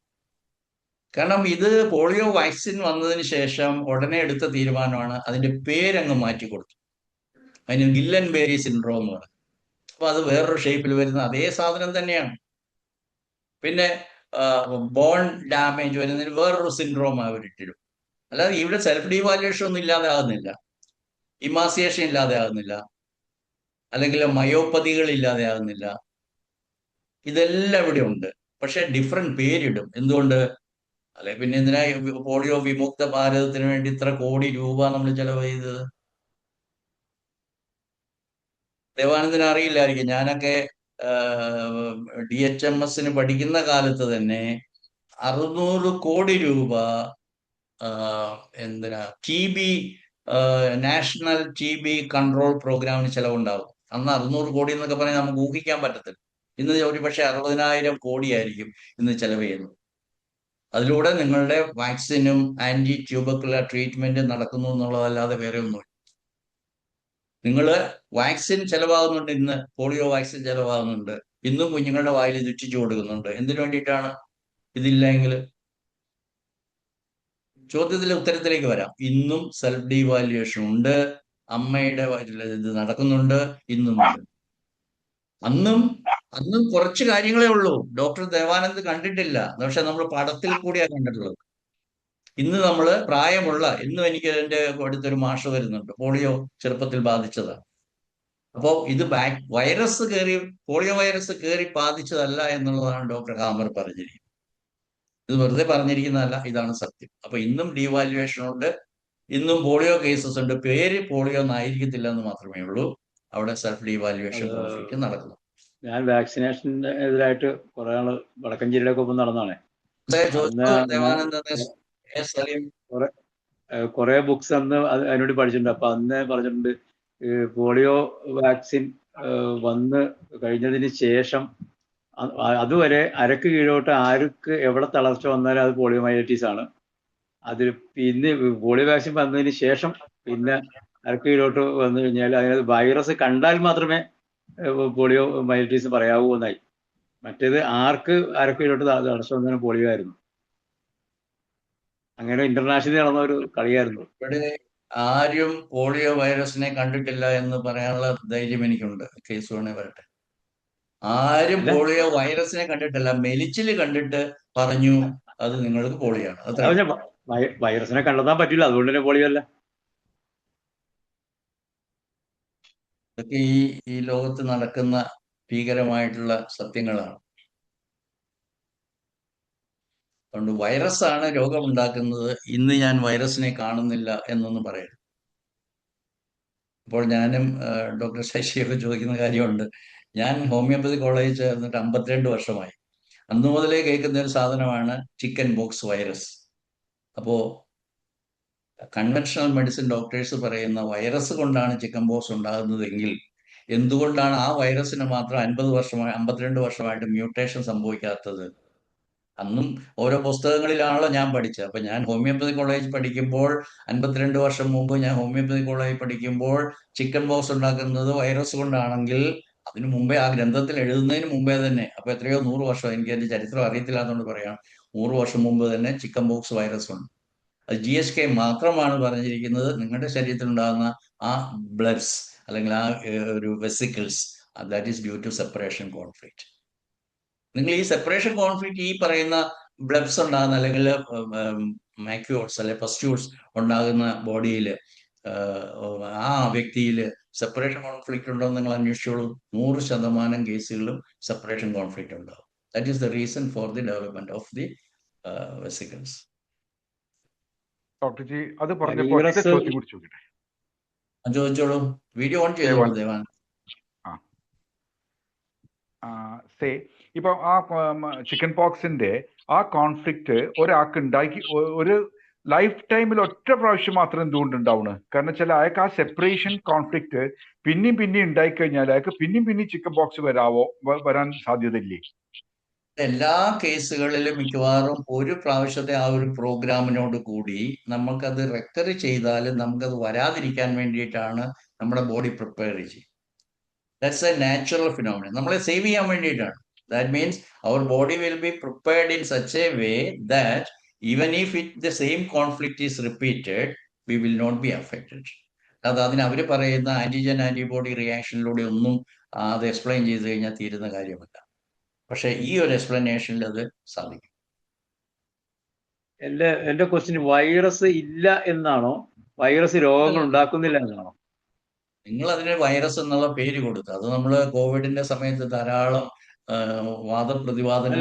കോവിഡ് വെച്ചിട്ടല്ല, നമ്മളിപ്പോ ഫൈറ്റോ വൈറസും അനിമൽ വൈറസും ഒക്കെ കണ്ടെത്തിയിട്ടുണ്ട്. അത് രോഗകാരണമാവുന്നുണ്ടോ ഇല്ലയോ എന്നുള്ളതിന് അപ്പുറത്തേക്ക് അങ്ങനെ ഒരു ജീവി എക്സിസ്റ്റൻസ് ഉള്ളതല്ലേ. രോഗം ഉണ്ടാക്കുന്നുള്ളത് നമ്മൾ ഉണ്ടാക്കിയിരുന്നു. അതിനെ ജീവിയാണോ ലിവിങ് ആണോ നോൺ ലിവിങ് ആണോ എന്ന് പോലും കണ്ടുപിടിച്ചിട്ടില്ല. അതായത് 100 നാനോമീറ്റർ എന്ന് പറഞ്ഞാൽ ഒരു മില്ലിമീറ്ററിന്റെ 1/10 ആയിട്ട് ഡിവൈഡ് ചെയ്ത് അതിനെ വീണ്ടും 1/10 ആയി ഡിവൈഡ് ചെയ്ത് വീണ്ടും അതിനെ 1/10 ആയി ഡിവൈഡ് ചെയ്ത് അങ്ങനെ 9 പ്രോസസ്സ് ചെയ്യുമ്പോൾ കിട്ടുന്ന സൈസിനെയാണ് പറയുന്നത് 1 നാനോ മീറ്റർ എന്ന് പറയുന്നത്. അപ്പൊ ഈ സാധനമുള്ള എന്തൊക്കെയോ ബോഡികൾ, ഇതിനെക്കുറിച്ച് ഇന്നും ചർച്ചകൾ തീർന്നിട്ടില്ല. അത് മൈറ്റോകോൺട്രിയ ആണോ, പ്ലാസ്മോലിറ്റ്സ് ആണോ, ഇതാണോ, എന്താണ് ഇത്? പ്ലാസ്മയിലാണ് അത് കാണുന്നത്. അത് എങ്ങനെയാണ് അത് എക്സ്പ്ലെയിൻ ചെയ്യുന്നത് എന്നുള്ളത് ഇതുവരെയും വ്യക്തമായിട്ട് കിട്ടിയില്ല. അല്ലാതെ രോഗകാരണമല്ല എന്നുള്ളത് തീർച്ച. രണ്ടാമത്തേത് എന്തിനെയാണ് വിളിക്കുന്നത്? ഇപ്പം മൈക്രോ ബാക്ടീരിയ അത് വിസിബിൾ ആണ്, അല്ലെങ്കിൽ ബാക്ടീരിയ ഓർഡിനറി ബാക്ടീരിയ വിസിബിൾ ആണ്, അല്ലെങ്കിൽ ഫംഗസ് വിസിബിൾ ആണ്. ഇതിനേക്കാളൊക്കെ വളരെ വളരെ വളരെ താഴ്ന്ന ഒരു രോഗത്തിനെ പറയുമ്പോൾ ആത്മീയതയാണ് രോഗത്തിന് കാരണം, അല്ലെ ആത്മീയത നശിച്ചതാണ് രോഗത്തിന് കാരണം, ദൈവവിശ്വാസം ഇല്ലാത്തതാണ് കാരണമെന്നും പല പല വിശ്വാസങ്ങളും അന്ധവിശ്വാസങ്ങളും ഒക്കെ ചേർന്നിട്ടുള്ള ഒരു ആത്മീയ തലത്തിലേക്ക് പോകുമ്പോൾ ഒരാൾക്ക് എന്താ കെട്ടുന്നതിനെ അന്ധവിശ്വാസങ്ങൾ എന്ന് പറയുന്നതിന് എല്ലാം വിശ്വസിക്കാൻ കാരണം അതൊന്നും മെറ്റീരിയൽ ആയിട്ടുള്ള എക്സിസ്റ്റൻസ് ഇല്ല. അതുപോലെ തന്നെ നമുക്ക് വിശദീകരിക്കാൻ പറ്റാത്ത സാർസ് ആയാലും കോവിഡ് ആയാലും എല്ലാം വൈറസ് ആണെന്ന് പറയുമ്പോഴത്തേക്കും നമുക്ക് എളുപ്പമാണ്. അത്രേ ഉള്ളൂ. അല്ലാതെ ഒരു രോഗകാരണമാണെന്നുള്ളതല്ല പറയുന്നത്. അത്രയും മൈന്യൂട്ടസ്റ്റ് ആയിട്ടുള്ള ഒരു ഒരു ഓർഗാനിസം നമ്മുടെ ബോഡിയിൽ കണ്ടെത്തി അതിനെയാണ് അതിനെയാണ് വൈറസ് എന്ന് പറയുന്നത്. അല്ലാതെ വൈറസ് ഉണ്ടോ ഇല്ലയോ എന്നുള്ളത് എനിക്കറിയത്തില്ല. there are certain materials detected in the body which simulate. അത് ഈ പറയുന്ന നാനോ സൈസ്, നാനോഗ്രാം അല്ലെ നാനോ വെയിറ്റ് അല്ലെ നാനോമീറ്റർ സൈസിലുള്ള സാധനം, ഇലക്ട്രോൺ മൈക്രോസ്കോപ്പിൽ കാണിക്കുന്ന സാധനം 75-85 കിലോ ഉള്ള നമ്മളെ പോലെയുള്ള മനുഷ്യനെ കയറി രോഗിയാക്കും. അത് എത്ര എണ്ണമെന്ന് ചോദിച്ചു കഴിഞ്ഞാൽ ഇതുവരെയും ഒരിടത്ത് ഞാൻ ആൻസർ കണ്ടിട്ടില്ല. 1 എണ്ണമാണോ 10 എണ്ണമാണോ 1000 എണ്ണോ ഒരാളെ രോഗിയാക്കാൻ വേണ്ടിയിട്ട്. വൈറൽ ലോഡ് എന്ന് പറഞ്ഞാൽ നമ്മൾ വിശ്വസിക്കണം. അന്ധവിശ്വാസം പോലെ വേറൊരു വിശ്വാസമാണ്. ഇത് നിങ്ങളുടെ വൈറൽ ലോഡാണ് നിങ്ങളെ ഇത്രയും ഫീവർ ആക്കിയത്, അല്ലെങ്കിൽ നിങ്ങളെ മരിപ്പിച്ചത്, അല്ലെങ്കിൽ നിങ്ങളെ കോവിഡ് അറ്റാക്ക് ചെയ്തത് എന്നൊക്കെ പറയേണ്ടതായിട്ടുള്ള ഗതികേടിലാണ് നമ്മളുള്ളത്. വൈറസ് ഉണ്ടോ ഇല്ലയോ എന്നുള്ള ചോദ്യം യു ക്യാൻ കണ്ടിന്യൂ ആസ്കിങ്. ആരും ഒരു സാറ്റിസ്ഫാക്ടറി ആയിട്ടുള്ള ഉത്തരം പറഞ്ഞിട്ടില്ല. അന്ന് കോവിഡിന്റെ സമയത്ത് ധാരാളം ബയോളജിസ്റ്റ് എന്ന് പറഞ്ഞാൽ പോരാ, അവര് സയന്റിസ്റ്റാണ്. അങ്ങനെയുള്ള ഒരു ധാരാളം പേര് പല ഇന്റർപ്രിട്ടേഷൻ കൊണ്ടുവന്നു. ഒന്നും അംഗീകരിച്ചതായിട്ട് എനിക്കറിയത്തില്ല. ഞാൻ ഇന്ന് ഓർക്കുന്നു, ധാരാളം പേര് ആ മേഖലയിൽ അന്ന് വന്നിരുന്നു. ഇത് ബോഡിയുടെ ഇൻഹെറൻറ്റ് സാധനമാണ്, അല്ല പുറത്തുനിന്ന് വരുന്നതല്ല എന്നൊക്കെയുള്ള ധാരാളം എവിഡൻസ് ബേസ്ഡ് ആയിട്ടുള്ള ധാരാളം റൈറ്റപ്സ് ഞാൻ വായിച്ചതായിട്ട് ഓർക്കും.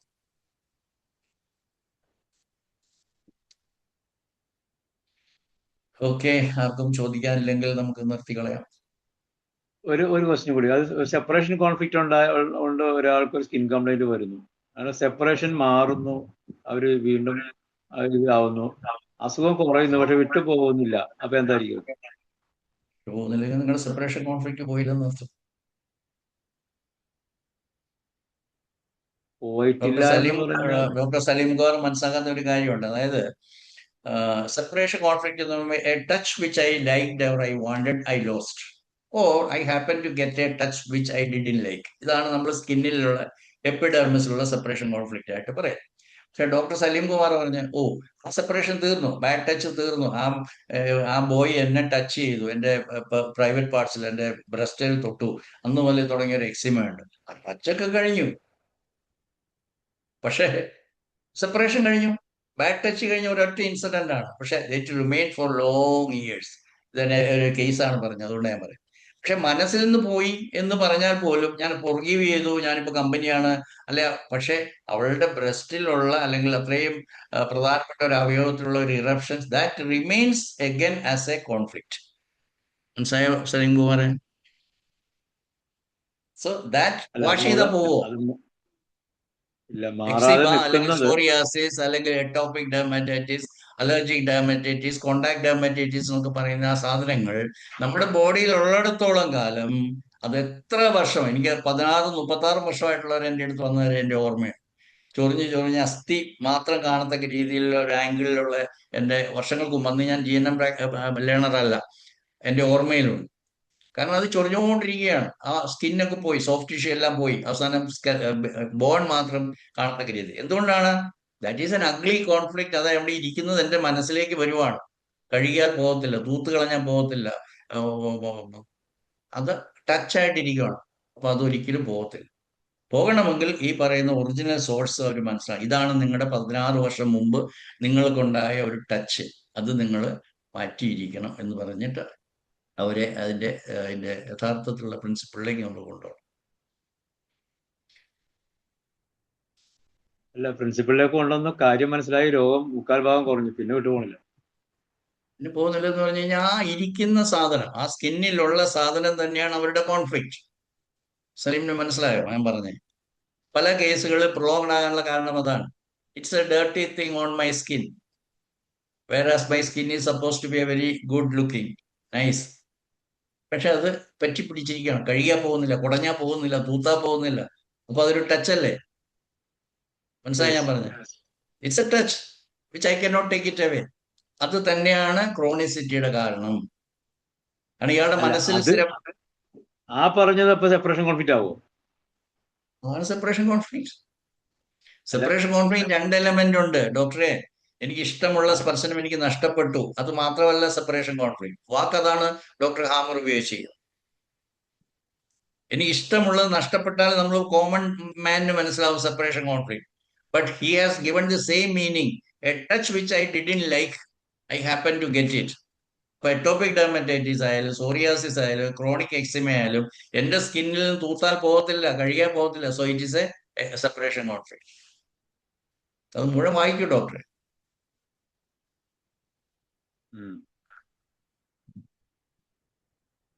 ഓക്കെ. ഒരു സ്പിരിച്വൽ ഫാദർ എന്ന് അറ്റൻഡ് ചെയ്തിട്ടുണ്ട്. മത്തായിച്ചോ, സന്തോഷം. വീഡിയോ ഓൺ ചെയ്യാമോ? എവിടെ നിന്നാണ്?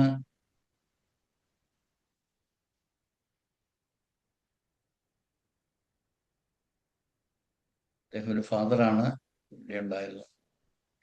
ഓക്കെ, ആർക്കും ആ ചോദ്യങ്ങളില്ലെങ്കിൽ നമുക്ക് നിർത്തി കളയാം. അനിത, ഓക്കെ സാറേ, നമുക്ക് നിർത്തി കളയാം. Thank you sir. Thank you for A valuable session. Thank you all. Good night. Thank you. Good night. Thank you once again, Dr. Anita.